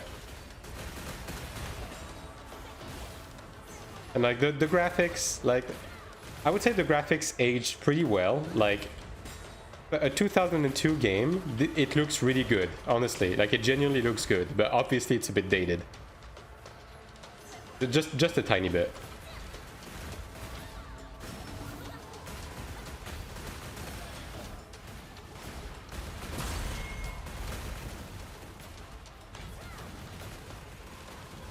But yeah, I mean, personally, graphics are not really something that I worry too much about in games in general, right? So it doesn't bother me as much.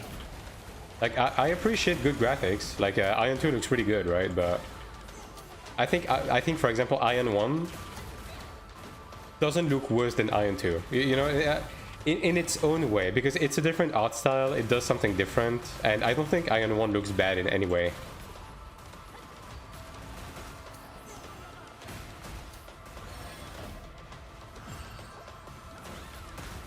Maybe that's a bit of a hot take, but you know. Now, I will say one thing though. I've had some YouTube comments, which if you follow this channel, you know exactly what I did with those YouTube comments. But I've had some YouTube comments that commented that Iron 2 looks like a 2005 game, and like now that's just fucking bad faith, all right? If there's one thing that you cannot complain about in this game, it's the graphics, all right? Let's not get it twisted.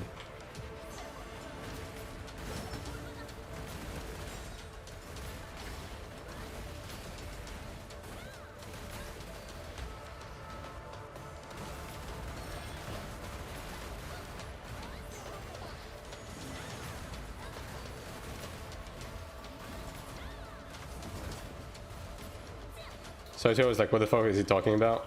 Well, he was sent to the Shadow Realm. So, you know. May he rest in peace.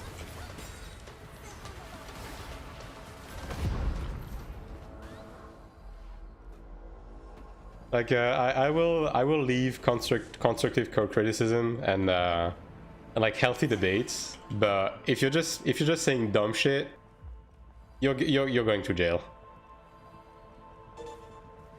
We don't do that here.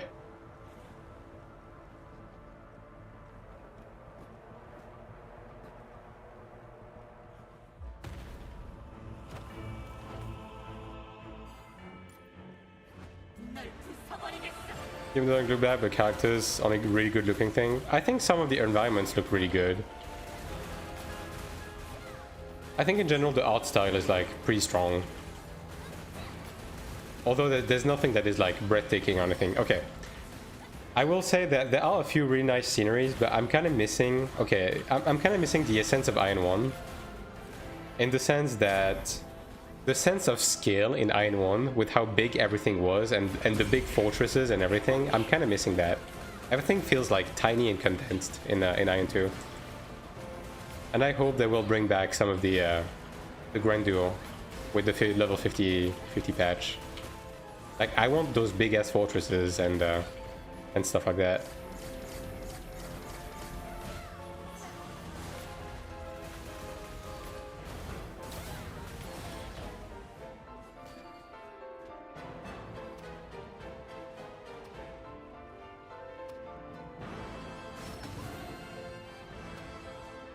Like, there was definitely something very special about the scale of the original Abyss in Iron 1.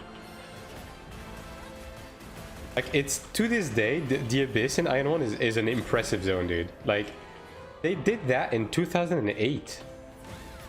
You know? And it looks good. Thanks very much, my friend. Yeah, thanks for watching. Take it easy.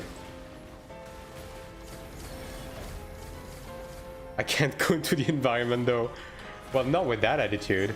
I'm sure if you give it a little pep, you could probably do it.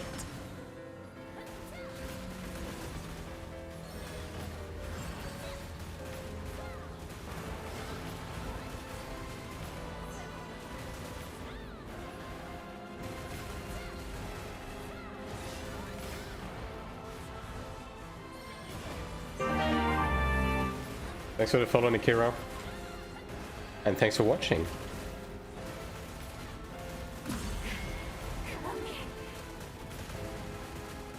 Have you seen my character? Actually, I have not. I was in the same instance with you, but I can't say that I have looked at it. But I'm assuming you probably carry one of the Guna skins. I mean, look, man.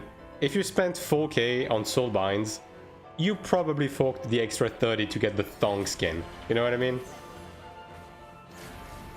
I think that's a bit of a given.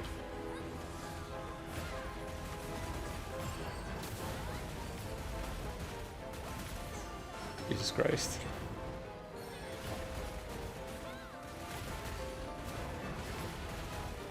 What design water and how waves move your characters? Yeah, the wave system is like pretty nice. Although I think a lot of it is Unreal 5 stuff. It's just like the clouds, right? I think the clouds as well as like the not the default, but like just Unreal Engine 5 stuff. Although I will say one thing about the waves. Sometimes they overdid the way the waves move a little bit. Like sometimes the waves in the ocean look like jello. In certain areas, in certain condensed areas where there's like waves clashing against like a tiny pillar or something.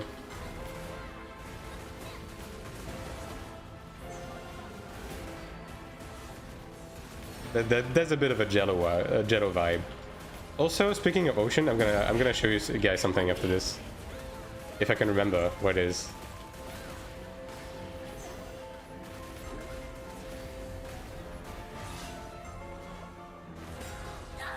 Damn. Ah yes, perfect dodge the AoE. Get died to the line AoE. Yes, excellent. A masterful move by yours truly. It's the thong skin with the current skin, lace cape over thing that's in the shop near. Wow. So you're combining Guna skins. That's impressive. That's a new level of gooning. Insufficient cube space. Fuck. I forgot. Nope. Only one.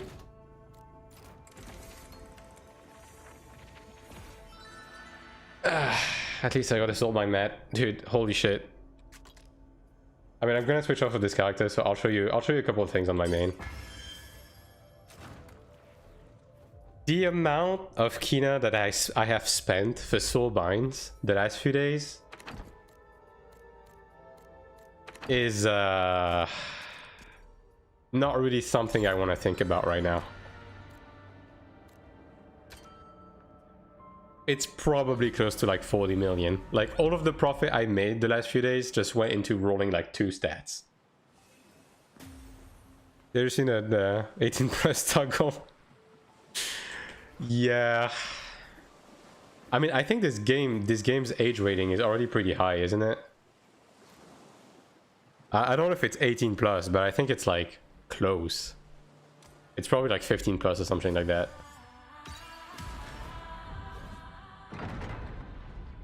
Most people would say my skin is 18 plus. Alright, dude. You are definitely not showing it on stream then. That's all I needed to hear. Wait, let me see. Do I even remember what the fuck that was? I think it was here, right? Yeah. It was like here or something. They forgot to put the map limitation somewhere. Let me see if I can find it. It's like a cleric thing because you can keep healing yourself when you're drowning as a cleric.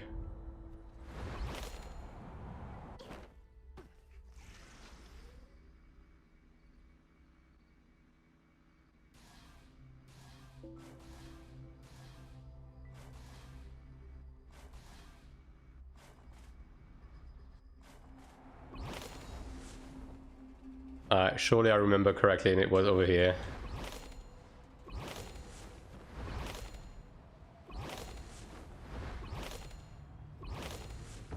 So that's the island over there. I think it was like something like here, yeah. Yeah.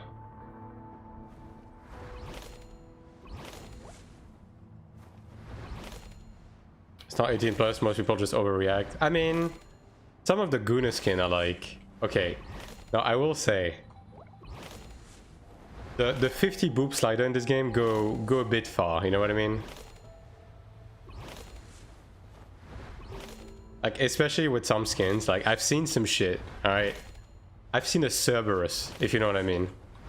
At least well, actually I've seen a couple of them. Actually I don't think it's here. Dude, I don't remember. Because it was a lot closer by. Yeah, whatever. You know what? I'll look for it outside of stream and maybe I'll look at next stream. I'll show it up next stream.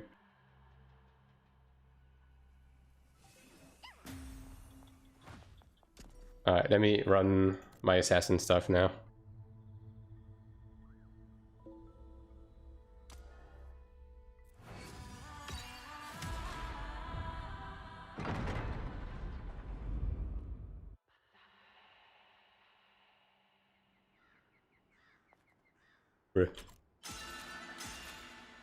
Ah yes, give me more keys, dude. That's exactly what I need on my ult.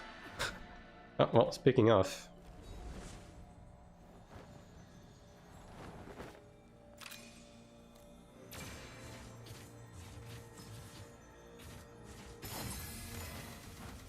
Blue Theostone and a dog shit one at that. Man, you couldn't give me a Paradise Theostone, really, dude? That's the only valuable one. Alright. Yeah, this character can do a couple of things. Now, I would like to do Fire Temple on this character, but I have a feeling I'm just gonna get kicked. Cannot find room. Yeah, okay, dude. Yeah, this guy wants 2800, this guy wants 2600.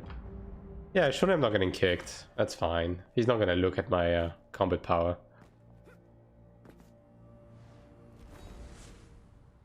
Well, actually he did. I'll do some with you. I mean, you don't have to. Like, it's fine. I'll just do like some low... Actually, wait. Hold on.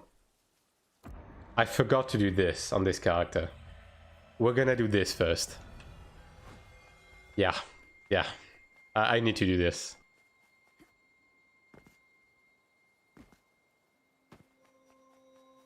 I have to abide. This is actually pretty good money, like above 2000. It's like 1 mil worth of like amplification stone that you get out of doing this.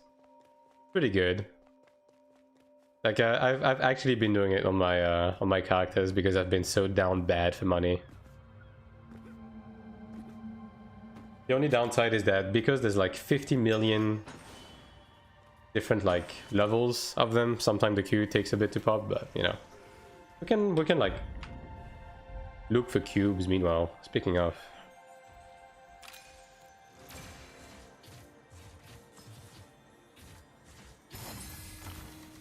okay, let me check my my 3 cube spots.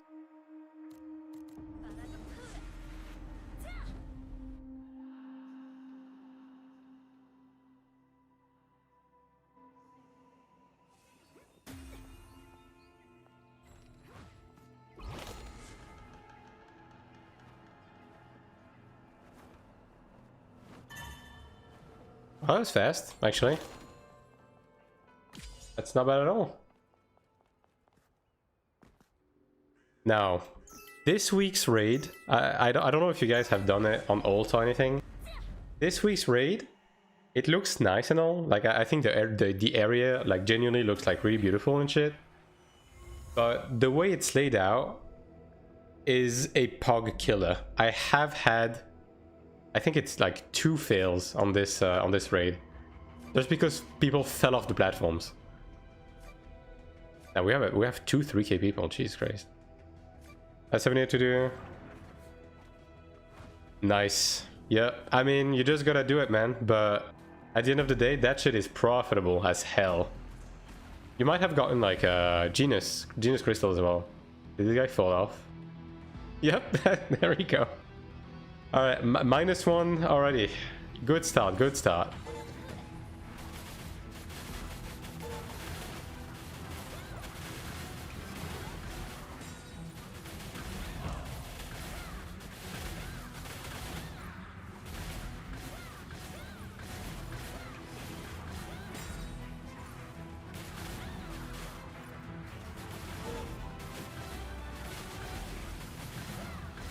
So yeah, check your Genius Crystals. Like, you might have gotten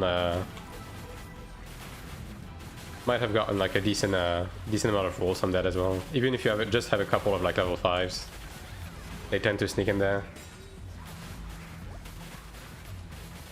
I haven't watched much of anything this week on Ion.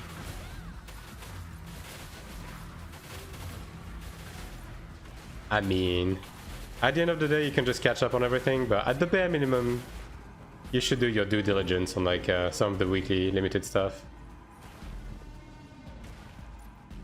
You know? I mean, then again, maybe the Kina stuff you don't necessarily care about as much, since you already mostly maxed out your shit, but you know. At least do the pet stuff and stuff like that.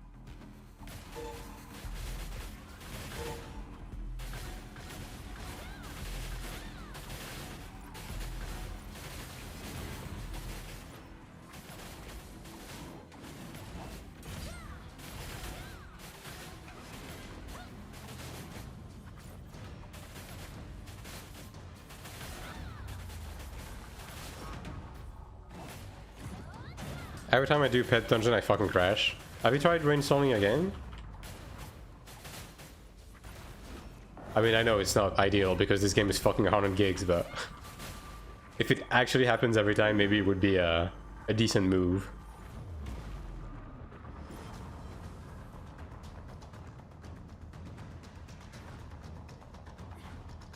I have terrible internet. Oh, right. Yeah. You know what? There. I forgot about that. Yeah, it's fatal error. Yeah, it's weird. I don't know. Like, PvP Enjoyer was it, right? Like, I think he said he hasn't crashed a single time in season 2. I crash at least once or twice a day. Apparently, you crash every time you do the daily dungeon. Like, I don't know. This shit seems random as fuck.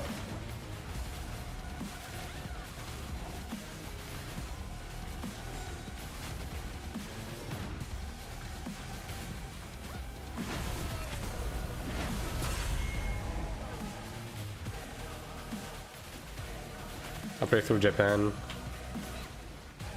I'm using a Japan node. I mean, I guess maybe for NH better. Yeah.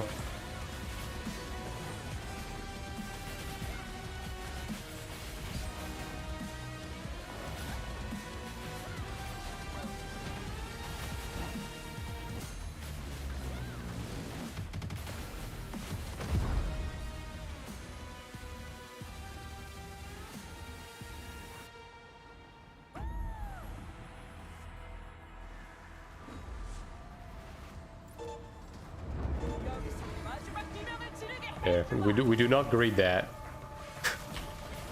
we know what happens when we greet that. Also, I don't know if evasion can block it, and I'm not about to find out.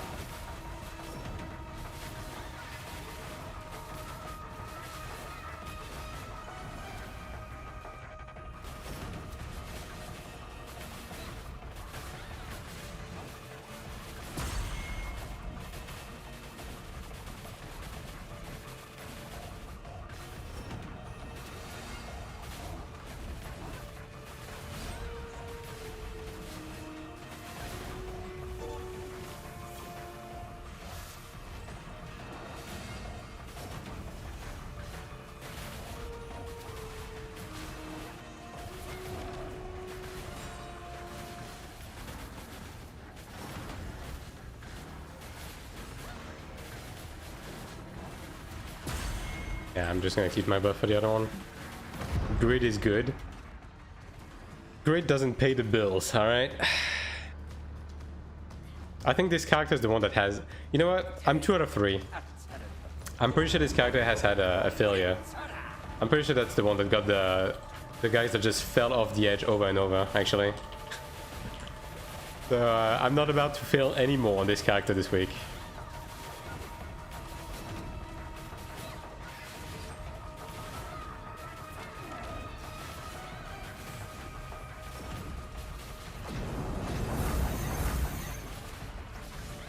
This is a content respecter household.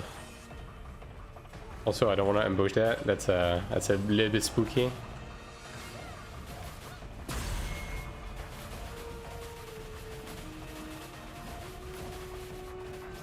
Okay, real talk though, okay? As an Iron 1 player, it drives me fucking nuts that they called the backstab ambush and they called the ambush Shadow Strike. Why? Why? Every time I try to talk to an assassin and I ask him something about ambush, they're like, oh, ambush is in the gap closer. Like, dude, please bear with me. I've been calling the gap closer on assassin ambush for 15 years, alright?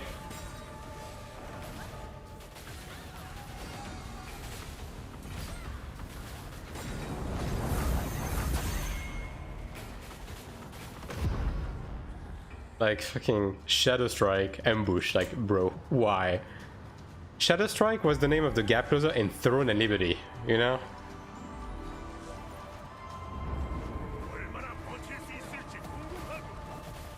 Because NCF localization just sucks. Yeah, I mean, it could just be that the localization for the Korean and Taiwan client are like, you know, placeholder machine translation shit, you know what I mean? maybe. And when it comes to the West, we're gonna get the actual translation. Yes, I'm coping. No, you cannot take it away from me. You will be banned.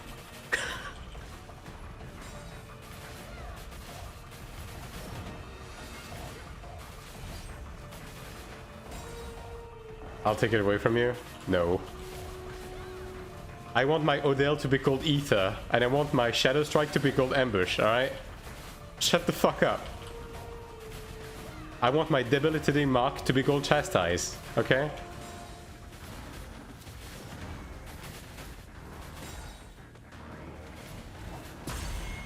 There's still hope for Obelisk. That's what I'm saying. But I like calling it Odil, bro.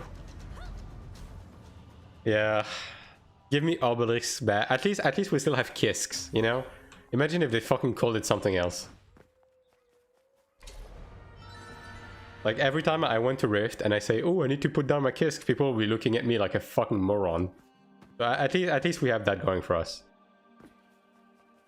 But Spirit Master is called Elementalist, so there's that, you know?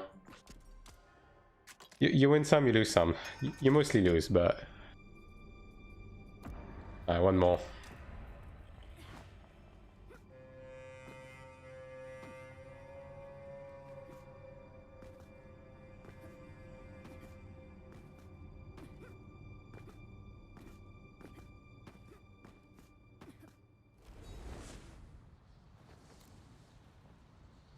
Oh yeah, right. Hunting cubes. That's what I was doing. Right.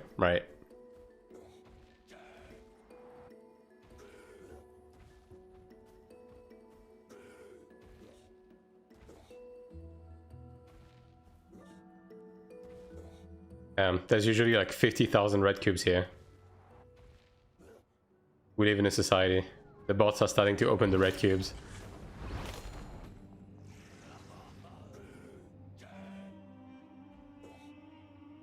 So chat, question. What do we hope to see from this week's broadcast? Because we are getting a broadcast. We all know that's gonna happen. We already know we're not getting the new dungeon this week, so we're gonna have to wait until next week for that. We are getting another wave of balance patch for like the second half. A clean shave. Come on. Look, at least his bid for like an Asian guy isn't like giga spotty, you know? It's rare for an Asian guy to have like a full beard, you know? You gotta give it to him. It doesn't look good on him, but you gotta give that to him. I want to be able to do useful things in PvE. I mean, that's probably that. I mean, that's not unreasonable to think that Gladiator is gonna get PvE shit with this stream, to be honest. So, you know, that's probably gonna happen actually. SM rework, dude. I feel like Elementalist has been getting like a paragraph of buffs every week for the past 2 months.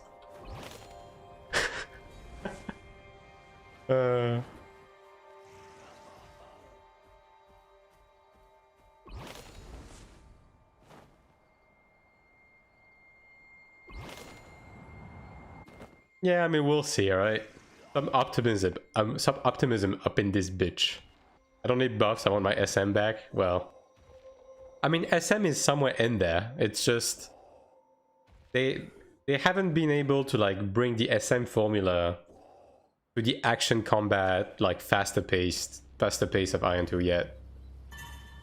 Oh, there we go. That wasn't so bad.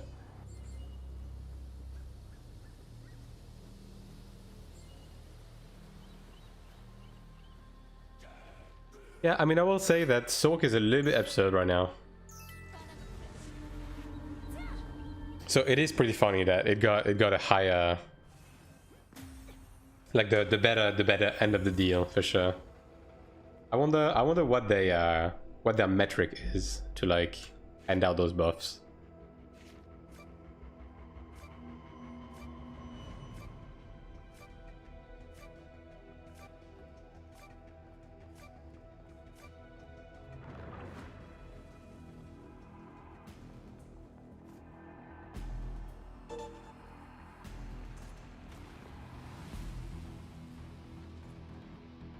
I mean, it's pet classes. Like, that's why when we first started playing this game, I was like, wow, they actually did a pet class in big 2025. Now it's 2026, but it was 2025 at the time. Like, that was really surprising. Also, I'm getting fucked. Holy.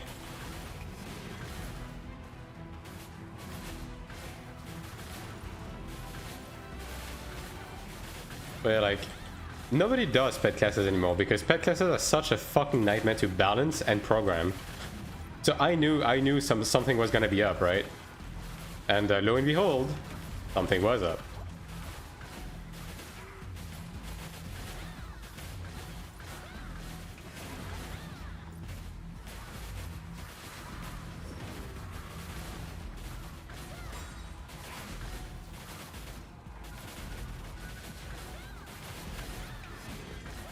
They did well on Iron 1. Yeah, but Iron 1 was a different type of game, you know what I mean? Like, that's, at the end of the day, that's the biggest problem, right? Like, it would be hard to bring the exact SM formula from Iron 1 to Iron 2, just by essence of, like, number one, the amount of skills that you have, and number two, the speed of the combat. Did they not do... Yeah, they did actually. Okay, we can actually go to the end.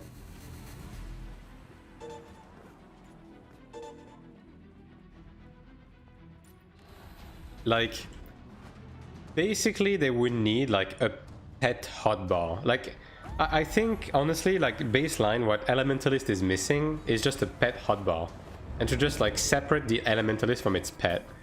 But then the problem that you run into is that you're gonna have a 20 skill class in a game where every class is like, well, you know?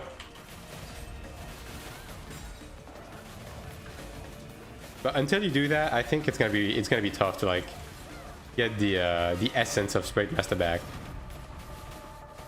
Because again, like, just the simple like summon buttons is like taking so much fucking space on your boss for no reason, right? And then you have to cram so much into every skills that you basically like have no space left for like pet actions, let alone like pet actions that do different shit based on the pet, right? So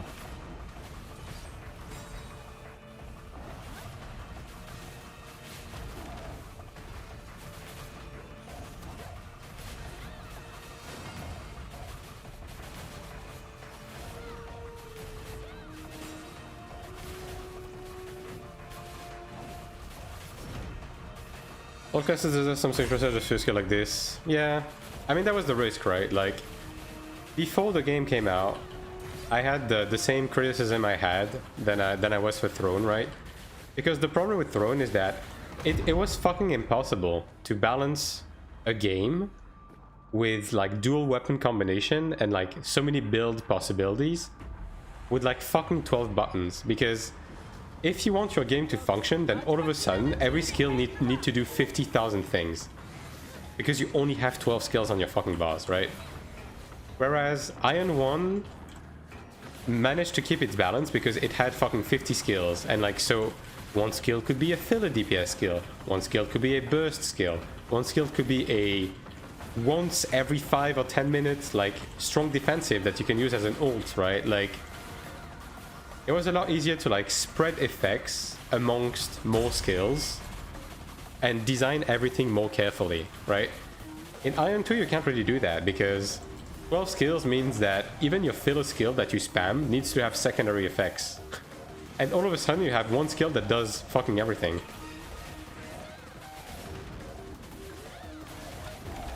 So yeah, it's pretty hard. So like, I do hope they will expand on the amount of skills later, but I'm just doubtful that they will, for two reasons. Number one is mobile, number two is console. You just can't have too many skills on games like that.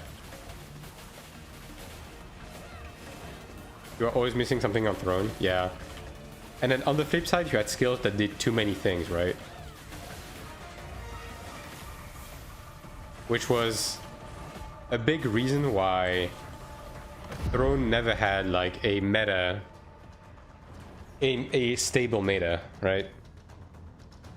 Because there was always one combination of weapon, always one class that had like that one thing that was stupid as fuck because it did too many things at once. Like there was always some kind of loophole where you could build into like some stupid shit. Like, as far as I understand, like talking with people that still play Throne, one of the big problem right now is tanks are able to run their defensives like 24/7 and also pull people 24/7 because of a passive that does too many things, right?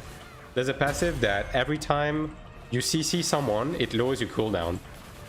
And then on top of that, you have a weapon in the game that allows you to like pull like, what is it, like 4 people at once. And each individual pull counts as a CC. So you can basically just like keep spamming pulls. If you suck at that passive, use that weapon and use the pulls, right? And then the CC reduction also allows you to like just spam defensive and be fucking invincible. Like, and all of this is because that one passive does too much. That one weapon is too strong. And the defensives are like incredibly busted because they have to do like the effects of like 5 different defensives in one skill. Can you imagine how boring it was before skill specialization? Oh, I know. I know. Throne and Liberty was a fucking turn-based game before the skill specs. It was pretty bad.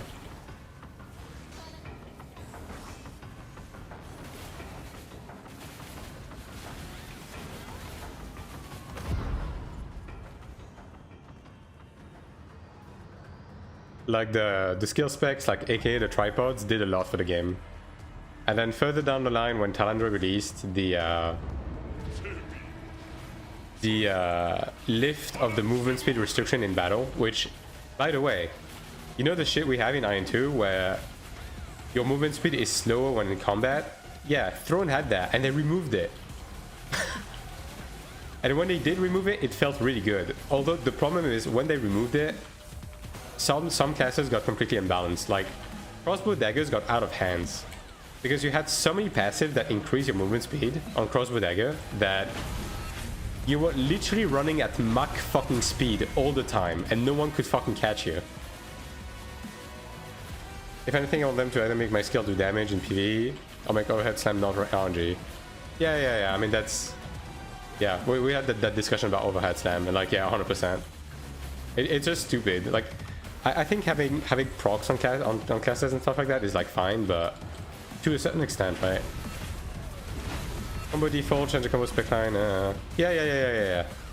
Like, they can just circumvent all of that by just making stuff like that be chain skills of like the left click, right click that triggers only in PvE, right? They can do that because they do on some of the skills anyways, so it's not like they don't have the tech, right?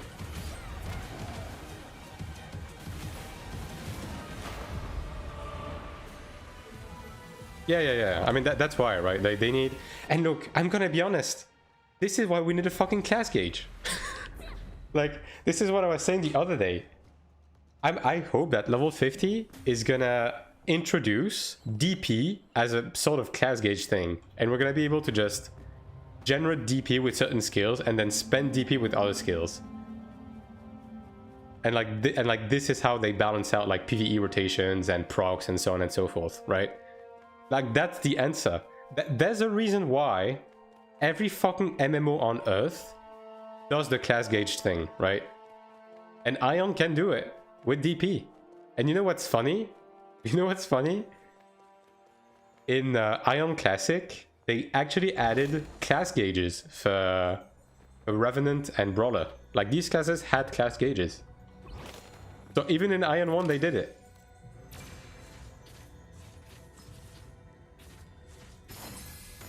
Like, Revenant built, what was it, like lightning energy or something with certain skills, and then spent it on like big burst and CCs, right?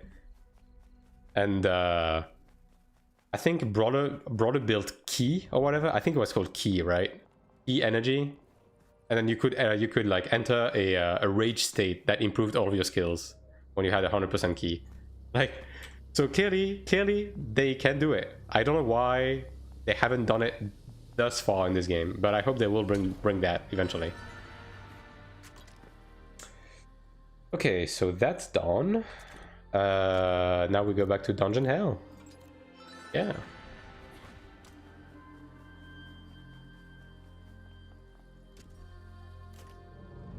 Okay, we have a couple. We can do three dungeons, yeah.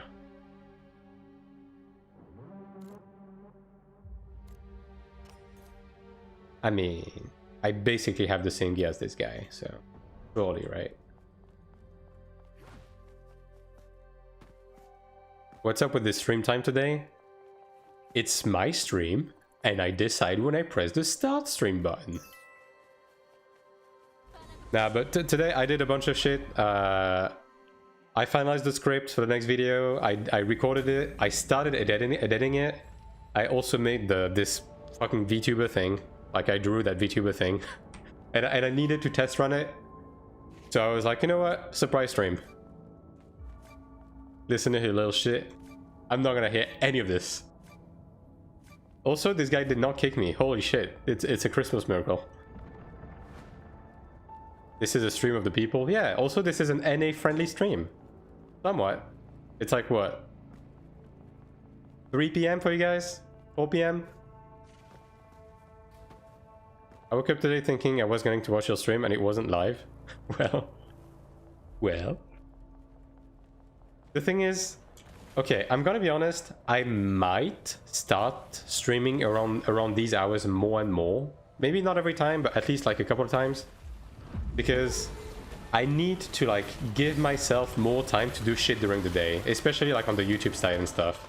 Like, I've been struggling to keep up, so I need to find a sweet spot with my streaming schedule, right? I've been streaming too much to be able to keep up with the rest. I'm just one guy, you know. My only group with Iron 2, it likes with GVG content. I mean, Iron 1 was never about the GVG, right? It had RVR, which, I'm gonna be honest, I think RVR is generally speaking more healthy for a game. Because it allows everyone to participate without any pre-requirements, right? Because one of the big problems with Throne is that at the end of the day, if you're not part of the biggest guild, being in a guild is fucking useless. And then all of a sudden, if you're not in a guild and you don't do guild content, you're not doing like 80% of the endgame content, you know what I mean? So at least RVR, anyone can do Siege, and so on and so forth. But the one thing that Iron 2 is missing is actual proper honest to god fortress battles, like actual RVR sieges and stuff, right? Not that artifact pussy shit. We need like an actual fortress with actual castle doors, with an actual Docks and Starry and Ursa-Rook. And I really want to see that. I have a feeling they will eventually introduce it. I have a feeling maybe eventually they will like cave in, and like maybe when we get the final layer of the Abyss, we're gonna get like Divine Fortress or something, because you can't have Iron without Divine Fortress. All right, like this is a staple, this is a classic. Divine Fortress defined this game at the time. Okay, are we doing 2 or are we doing 3? We're doing 2. Actually, I don't wake up and do protective stuff, it won't get done. Yeah, I mean the thing is, like, a lot of the time it's like I wake up, I rush through doing shit in the morning, I eat, and then I start stream, and then that's my entire day. Right? And if I wasn't also like trying to do shit on YouTube, I guess that would be fine. But because I'm also trying to like have a pretty consistent upload schedule on YouTube, that shit doesn't fly. So yeah, I have to find a sweet spot. But we'll see. I'll battle. I'll see what works the best. Also, generally speaking, right, I understand that I have NA people watching me as well, and I know that my regular streaming schedule is not good for NA, so yeah, I don't know. Maybe I will also poll you guys or something at some point to like see what stream time you guys like the best, but yeah, we'll see. We'll see. Prefer later streams like this. Legion, not guild. I mean, yeah, but GVG means guild versus guild, right? So, and like they were called guilds in Throne Liberty as well. So But like legions in Iron 1 were never that important. It was in Iron 1 was always more about the individuals, you know what I mean? Like legions were just the convenient way to like call for specific people during sieges. Oh, she fucking juked me. But legions were never the important part. Like I think most servers even had like a global like united like united thing for the fortress tags, right? I don't know about you, but at least on the French side, a lot of the time the fortresses were not given to like any specific legions. We just had the whoever was the raid lead be in a legion called like Unified Asmodean or like Asmodean Siege, and that's who got the castle.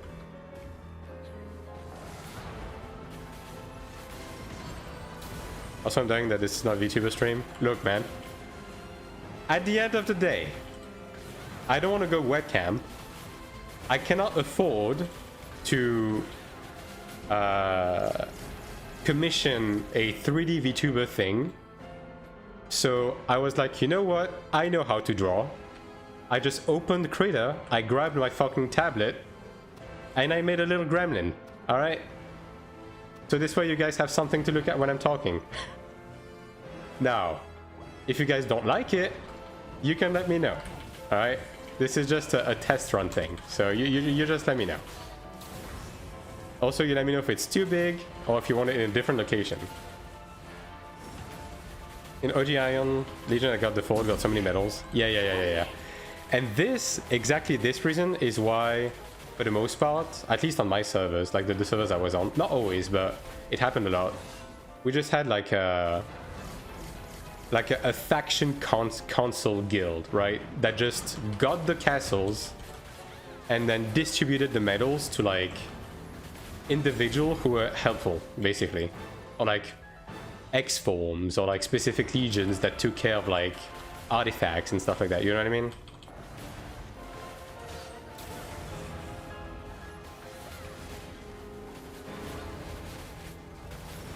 And I think that was a good way to do it, personally. I prefer it over like the individual stuff. Although I will say, especially on the later patches, we had a lot of incidents of like really high-end guilds or like legions making a separate alliance to steal the castle tag to get all of the medals for themselves. That has happened. I dig it. It looks great. Thanks. Maybe I'm not so dog shit at drawing after all. Also, I kind of made that fast, so you know, there's a few problems with it. Maybe I will make more animation frames. Maybe I will fix some of the proportion or perspective problems, but maybe not. So get used to it. All right. So I'll get my daggers eventually.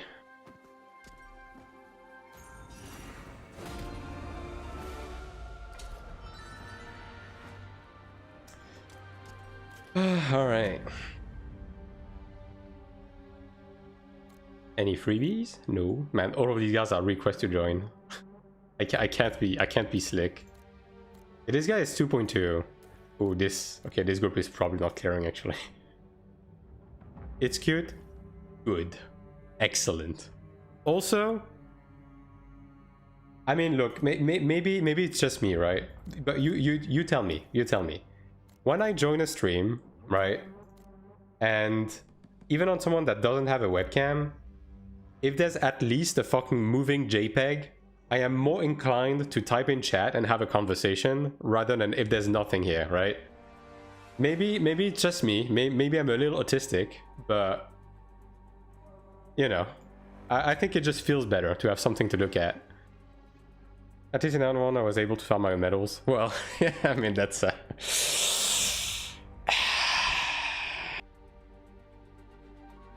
Someone who likes picture books that I feel personally attacked. It's okay, dude. It's a safe space. You're not alone. I'm not even looking at the stream. I'm just here to complain about Gladiator, and that's fine. There's a little something for everyone. Fucking 2.2. Okay. I mean, this guy's 2.2, right? He's 2.2. He's not gonna kick me. Alright? Come on.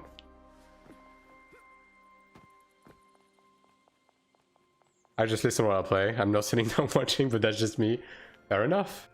I mean, at least I'm happy if I'm good second screen content, you know? That's already a win in my book. It's the baguette voice that sells it. I was kicked! This motherfucker. Can you fucking believe it? Blue Gear 2.2k Chanter kicked my ass. Unbelievable. I'm clicking ready. 2 mother plus auto move, I just watching all the time. That's another approach. I mean, look, let's just like all do a salute, just 07 in front of our computer screen right now.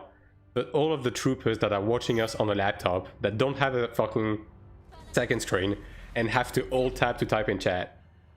I had to do that for a couple of years, and I feel you. I truly do. And I salute you. That's me. Well, see. Second, more like fifth. Okay, we get it. We get it, Mr. Moneybags. You have that freedom buck, all right? You have that Biden relief check.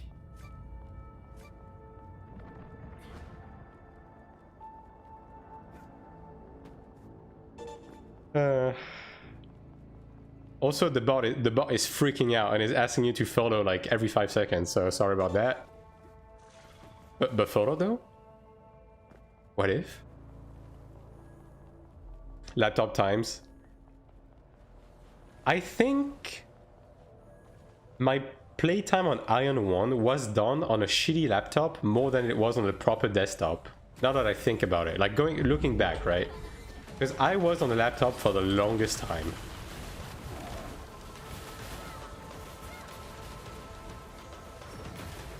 So, you know, I'll put some respect on the laptop bros. Whole time on Iron 1 was on my shitty laptop. See? Dude, when I played Iron 1 for the very first time, I was on like the absolute shittiest fucking laptop you could ever fathom. And I could only play 1 hour at a time because my laptop would overheat and shut down if I played for more than 1 hour. I was playing on laptop too, 1 FPS Siege, yeah. Dude, I raid lead Siege on shitty laptops at like 10 FPS. Those were the times, dude. But yeah, like, the first laptop I played Iron on, I have stories about that laptop. I actually, unironically, dude, I shouldn't be saying that. I unironically played with that laptop inside of a fridge just to get more game time. And this is factual. This has happened. Just to try and not overheat.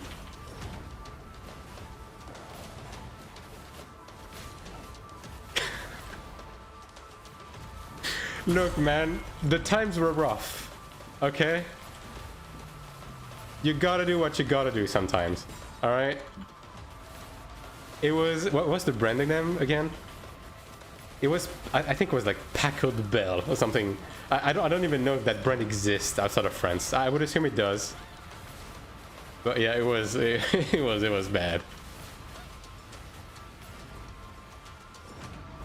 Like I had Siege FPS outside of Siege.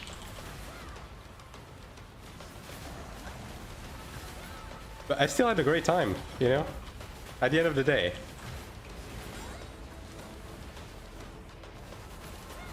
I had a standing fan trying to cool it. Yeah, I eventually upgraded to like a less shitty laptop, and I had one of those you know, like the aluminum stands that has like mini fans mounted like under them that like blow air. Yeah, I had that. That was, yeah, I had that for the longest time actually. Another 23 pets to level 5 from 4 today. Yeah, dude, daily dungeons. Are we not doing 2? Wait. Oh, it's 3 boss. XD. Okay, well, I guess I will be jumping in the lava. Some random office laptops. Yep. It was like some shit. Oh, wait, he fucking activated the kill list. This motherfucker. Well, 07. It is what it is.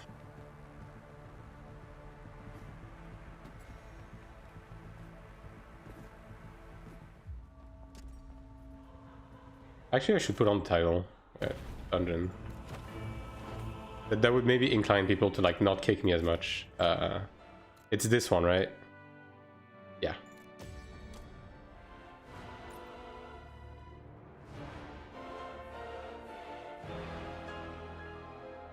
I had a standing fan. Yeah, I mean that's it's the classic for laptops. Just put the title idiot on. I just followed the guy. All right, dude. I haven't been looking at the stream. I haven't been on the stream. I haven't been looking at the game for like the past 30 minutes. I'm just on autoplay. Right? Like the brain is fully turned off right now doing these. So I saw a guy jump. I jumped.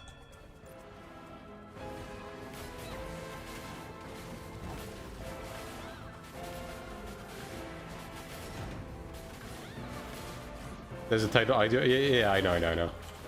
There's so many titles in this game, which is weird, by the way. Like, there's a bunch of like deep cuts in terms of jokes, which makes you think that this was actually translated by an actual human person, right?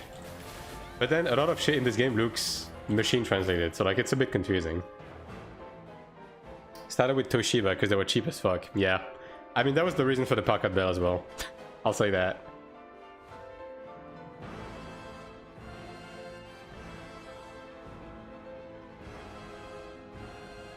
Yeah, I mean, I do upload some shorts. Like, I basically... Every time I do a YouTube upload, I usually support it with a short, like, a day or two later. Like, don't worry about it. Like, okay. For people that don't know, I have been working as, like, a YouTube manager and, like, video editor for, like, other content creator for, like, the past few years. So, which is one of the reasons why I'm, like, pretty efficient at releasing content fast. I'm just used to it, right? Wait, is this guy serious? Come on.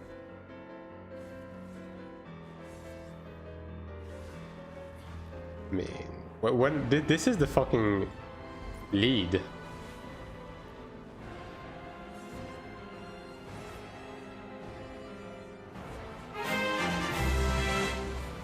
Well, yes, I guess we're doing this. Yo, thanks for the sub. Merci Dark, ça fait plaisir. Et oui, ça date.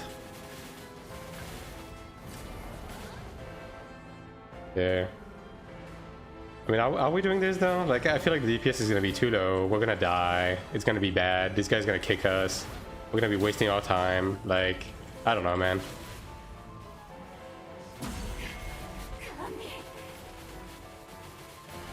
Is it better to watch you on YouTube or Twitch?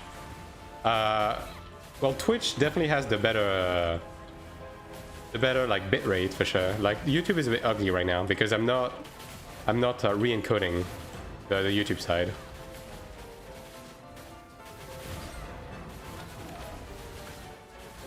So for the viewing experience, probably Twitch.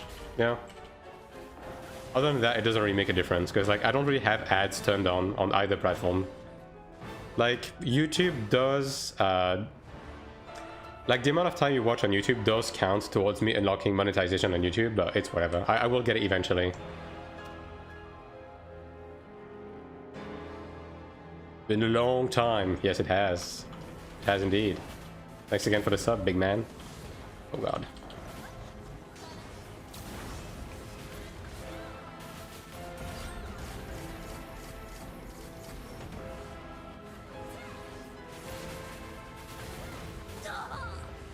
I mean, I don't think this is a good idea. Like, we are so far behind. Yeah.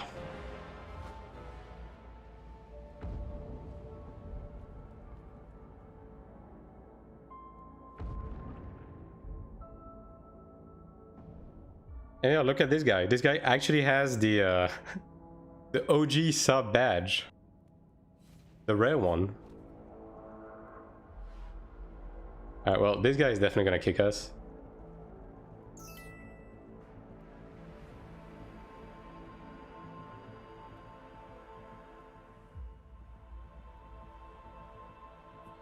you're writing to be Shabibi. Whatever Shabibi means.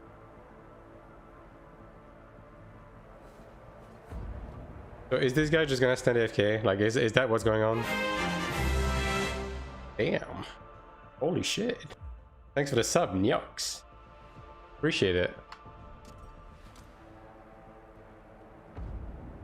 I have a feeling this guy's just gonna stand AFK. This might be a find another group angle. Like, this guy is really upset that we haven't done the second boss. He's like, he's been typing in chat like all angrily, like, oh, this is a 3-boss group, what am I doing? Oh, I'm not coming, oh.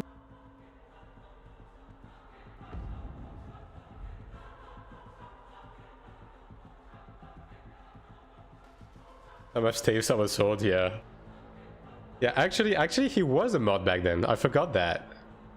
That's crazy. So I guess this stream actually has mods. That's also me? Oh, wait, is it? Bro, what is this?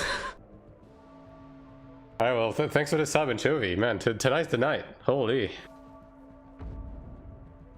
Watch out. You guys are gonna subscribe too much. You're gonna be paying for my battle passes. We're almost gonna be in the positive. A relic of the past, yeah. A past long forgotten that maybe we should forget about. It's been a few weeks that keep me entertained. I appreciate it. At the end of the day, you don't have to do it. But if you press the button, you are helping me out. So, thanks for that. Starting the hype train? Apparently. You deserve it though? Oh, shucks. Stop it, you.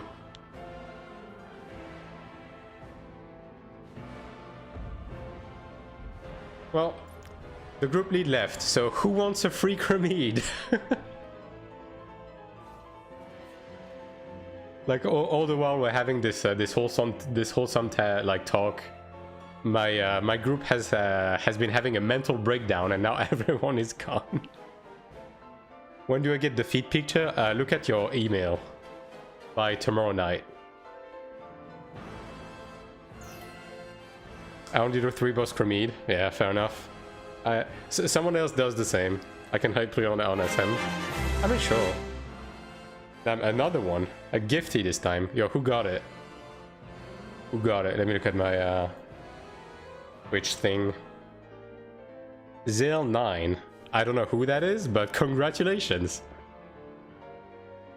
What a guy indeed. Oh, here comes Ninzi.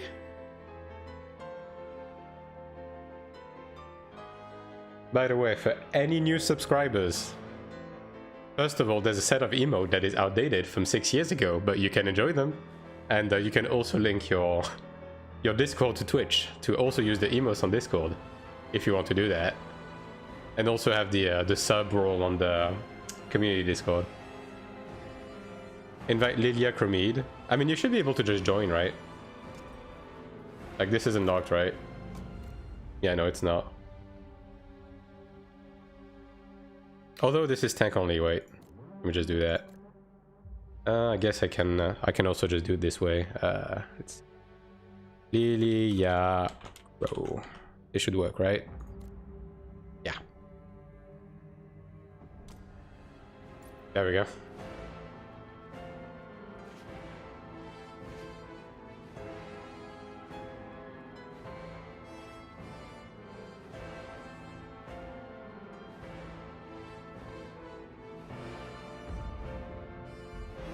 Well, yeah, thanks guys. Like, that's that's a bit of a surprise, considering this is a random ass short stream that wasn't supposed to happen. That badge is a nice one too. Oh yeah, the bits one, yeah. Dude, I went in with the custom Twitch stuff at the time. I mean, I will do it again. I will eventually revamp some of the channel stuff. But for now, I think it's good enough.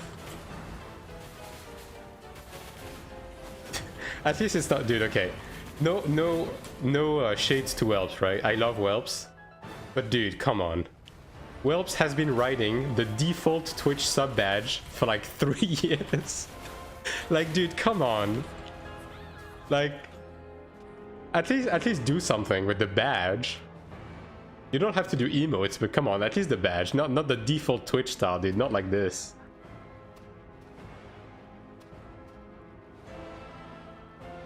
It's never good enough. We need more. I mean, you will eventually get more when I get money. Damn, she juked me again.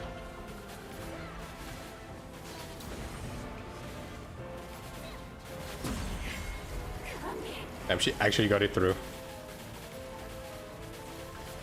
I'm a paying customer, I demand more. Okay, okay, calm down, bud. This isn't NCSoft, alright? I will not be giving you your Centurion shoulders.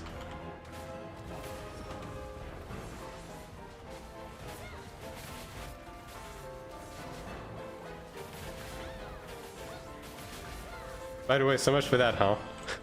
so much for the paying customer privilege. They actually told you to fuck off for the shoulder pads. This guy was like one step away from saying, yeah, go ahead and spend 4k more, you stupid American. Maybe you'll get them back, XDD. Dude, she just like keeps skipping shit. And she's doing it now. Okay, well, fine. Yeah. That's the no healer POV.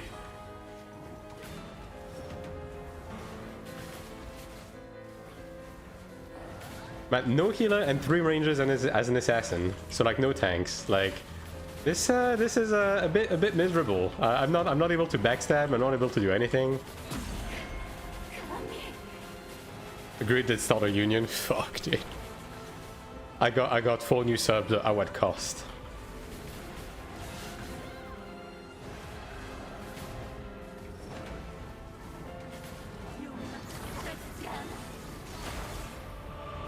I thank guys for saving that instance. At least half of what I spent was G2G. Hey yo. Guards, get him!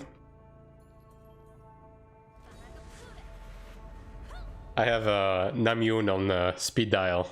You better watch out. I will also be calling Yoshi P just in case.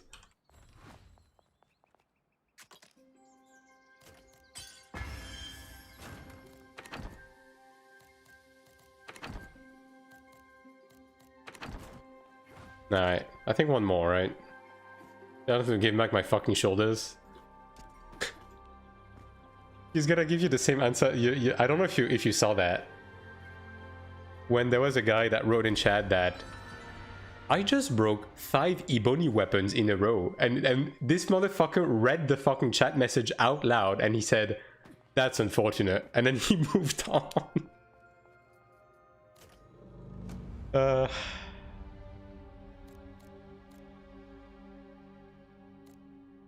Yeah, he's about to do the same thing to you with your shoulder pads. That was gold, yeah. Actual power move, to be honest. I'm probably getting kicked from this. I have a feeling. This guy's taking a little bit too long. Also, no healers again.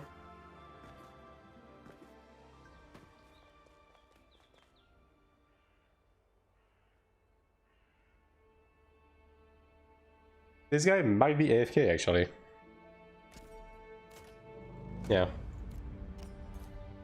Also, he's 2.2k, so yeah, no. Recorded groups are definitely not happening. But you look at that. That's that chanter privilege talking right there. Yeah, sure. Room is full. Yeah, this is a full blue gear chanter. Surely he's not gonna kick me, right? Can fix a mistake because policy. There's no difference between using an item of your sublog versus deleting it.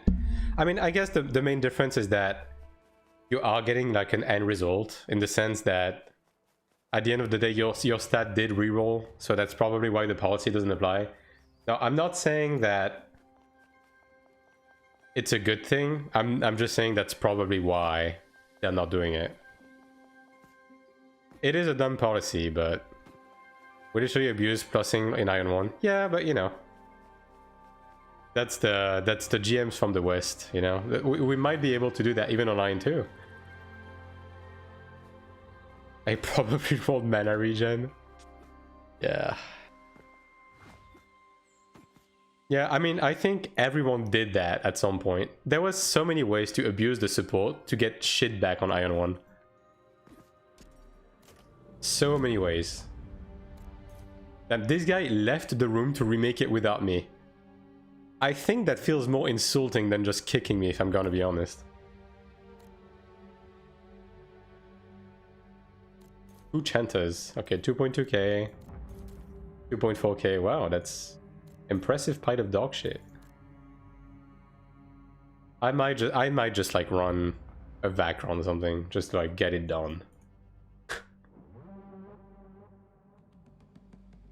But yeah, like I think I said that before, but there were people in Iron 1 that would use their Zapil Spear, right? Full plus 15, Godstone, everything. And then when they eventually transitioned to like either the Karma Spear or later on the Tiamat Spear, they just wrote a ticket. They just disenchanted, wrote a ticket to get it back, and they got it back without the Soulbind. So they could just sell the spear at plus 15. Like I remember on Ion Classic NA, there's one guy that did that. He upgraded to Bakama Spear, and then he broke down his Zapil, got it back, and then sold it for like 2,000 USD. The breakthrough system on gear, the more game breaking. Yeah, I mean obviously, right? Let me eat up and we can run. Yeah, I mean if I haven't found a group until then, right? Like I'm not gonna hold you up or anything. Don't worry about it. Hell yeah. No healers. I mean, these guys are gamers. That's fine. Yeah. I mean, you also got the extra skill at 20, right?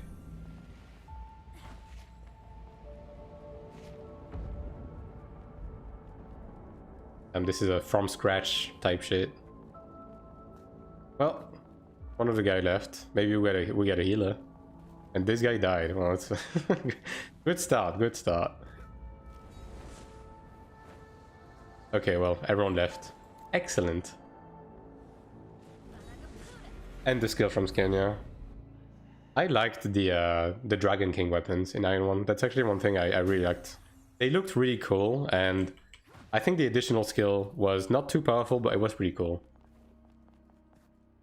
Also the fact, I mean, I don't know if it was the same on NA, but on EU, the way you got the Dragon King weapons was from the Deathbringer event. So you had to win, you had to be the winner of the PvP event to get the Dragon King weapon. Like that was really cool. So only very few people had it. I'll make a group on my healer.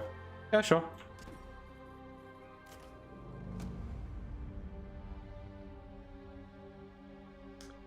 Blue Dragon King. I'm guessing the water one, right? Like that was the shield that also healed you. Yeah, that was pretty cool.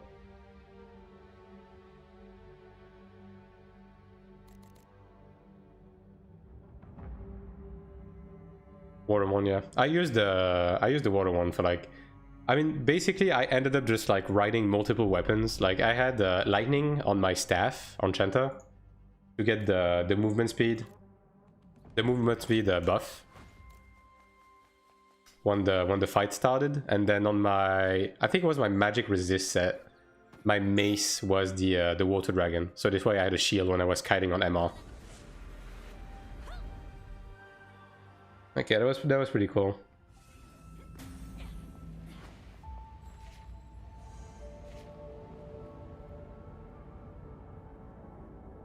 I really liked the Deathbringer events in Iron 1. Like I don't know if you guys ever experienced the Deathbringer events on Iron 1. I don't know if anyone played on EU during those specific times, because like that's a deep cut. It only happened at a very specific period of time in EU. But like that was some of the most fun I've had in Iron 1.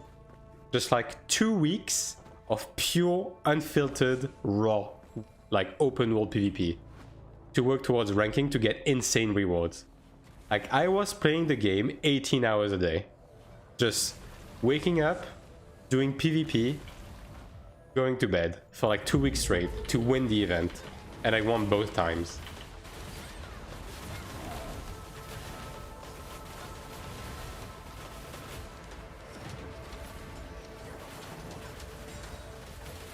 I probably have some screenshots from this event like left somewhere.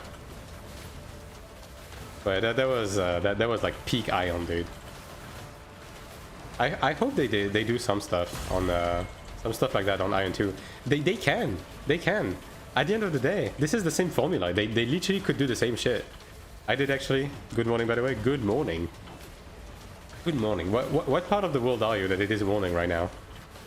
Because NA is middle of the day right now, right?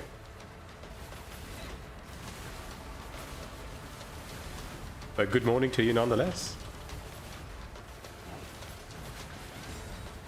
But yeah, I did 3 Deathbringer events, right? There was one that was at Acheron, that was for the Fire Dragon weapons, right? I'm trying to remember. There was, I think there was 2 at Acheron actually. For the Fire and then Water Dragon, and then there was the Lightning one in the Upper Rashanta after the revamp, right? After the ice shit. Was that a 2 boss or 3 boss? 3 boss, alright. This guy's about to jump. I don't want to get body blocked. Alright. It's morning in Asia. Oh. I'm German living in Korea. Wow. Holy. 7:30 AM? Early riser, huh? Damn, you live in Korea. I mean, I'm guessing you're playing on the Korean servers then. Lucky you.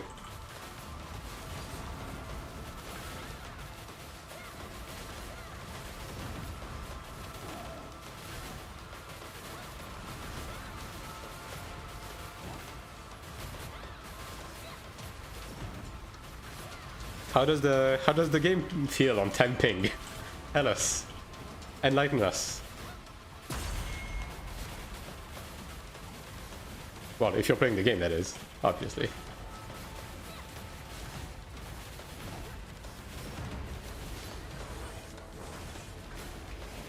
Playing on Korea with basically 0 ping feels good. This right there is numero uno. The first reason why I'm looking forward to Global the most. Like, experiencing this game with like human ping must feel like easy mode. Like, it's crazy to think that we are able to be so competitive against the Taiwan people, considering we are literally playing at 200 ping versus like 0 ping people. Like, you're not gonna hear the end of me when this shit comes out in Global. You will not hear the end of me like being like, dude, how the fuck were those like Taiwanese people fucking this up so much with this thing?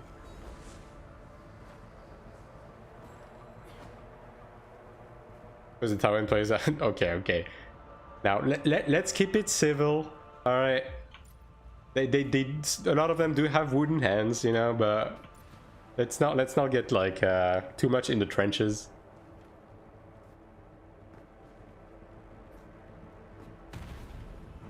But yeah, it's gonna be an interesting change. It's probably gonna be very jarring, like having to adjust our dodging timings and stuff like that.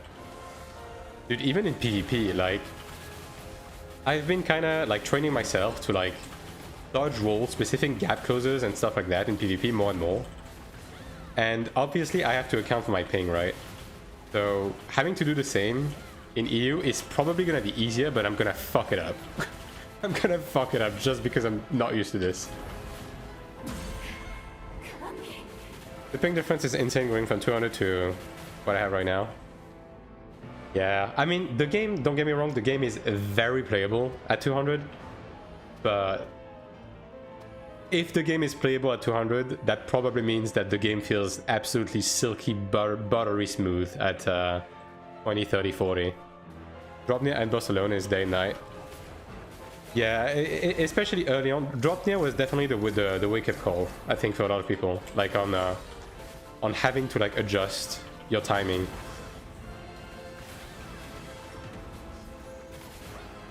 Gonna be surprised with how the game plays? Yeah, 100%. Yeah, the fact that FF14 came out in EU with NA servers still baffles me, by the way. I don't know if you guys remember that, but Europeans did not have their own server on Final Fantasy XIV for like the first, how many months? I want to say like 4 months or something. We didn't have servers. We were just like playing at 200 ping, and like that was it. That's all we were allowed to have.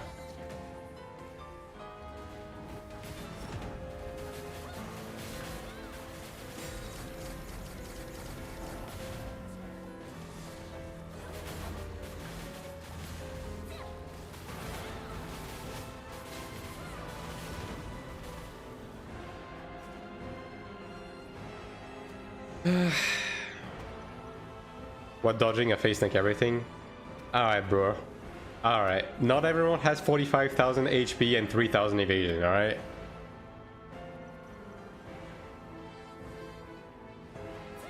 You're sounding very privileged right now, and I don't like it. I don't like it. I don't have 45,000 HP. Do you know what hyperbole is? I don't have evasion in PV. You're the one that has been saying, oh, I just stand still and evade everything in PV. I just lifesteal? I mean, fair enough.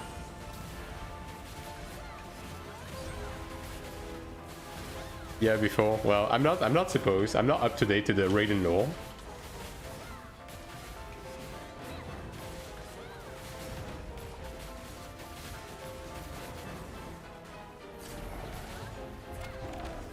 Yo. Nice, nice AoE right there. And do that now, I do damage from block. I see.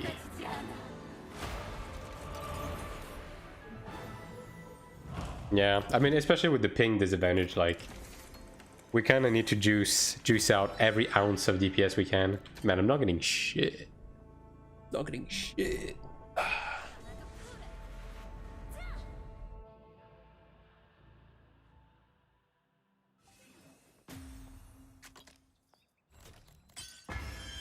Yeah. Alright, so that was it, right? Yes. Alright, I'm done with my ult runs for today. Very cool. Very productive. I don't know what it is, but in hard mode Dramata, I literally just hit like 60% less. I mean, the boss just has, as far as I'm aware, because of the eye level scaling, like the higher the eye level, like, bosses have like some sort of damage tolerance until you break through a certain eye level threshold compared to their, like, internal eye level. And then on top of it, I'm pretty sure the boss has like crit strike resist and stuff like that, right?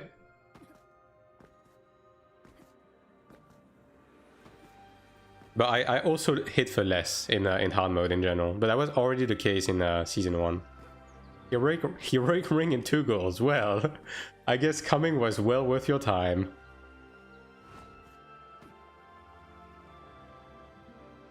How is the bot situation in Taiwan right now? Korean did 800k ban wave last Wednesday. I've not seen an obvious bot since then.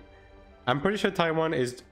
Everything that the devs say during the live stream does not include Taiwan, ever. Like, the bot situation has not changed. I'm pretty sure if I go to Dredgen Crash site, there's gonna be 50 million bots. Let me see. I have like 6500 attack. Yeah, I mean, I don't know.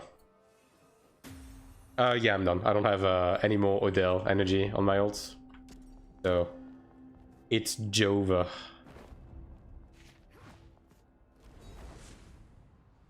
Yeah, see? All of these are bots. Like, Taiwan hasn't changed at all.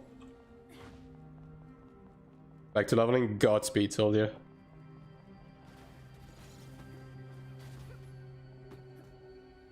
So, yeah. I think the bot bans, they're probably doing a good job at it, but only in Korea. Yeah. It's, the Taiwan definitely feels like a no man's land in many aspects. But, you know, it is what it is.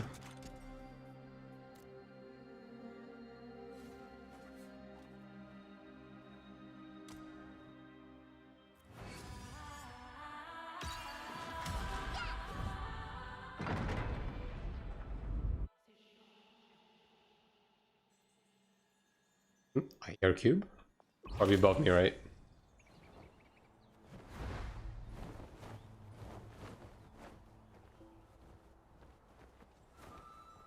Where is it?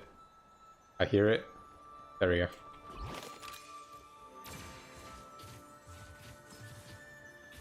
go.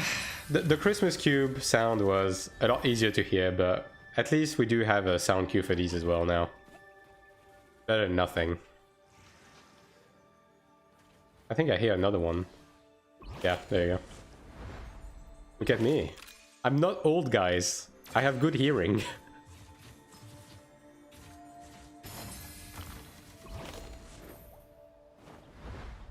Alright, anyways. I'm going on midnight over here, so I'm probably gonna bed soon. So I will be ending the stream for now. This was just a small bonus stream because I felt like doing something other than editing for a couple of hours. So I'm gonna go back to my editing cave a bit tomorrow. I will try to get the video out at some point tomorrow before I stream. We'll see if that's possible, but yeah, I will try to squeeze in a stream before the maintenance tomorrow. So I guess look forward to that. But for the time being, thanks for hanging out. Thanks for watching. It's always a pleasure to talk to you guys. Don't forget to follow the channel both on YouTube and Twitch if you haven't already. And yeah, I'll be seeing you very soon. See ya. Let me see. I mean, I'll do my due diligence. I will see if there's a channel I can host right now, but at this time of day, I don't think so. Every EU is a sleeping. See. Korean stream, Russian stream, Russian stream, French stream. I'm not gonna do that to you guys. As much as I know you like my Frenchness, this is an actual French stream. Yeah,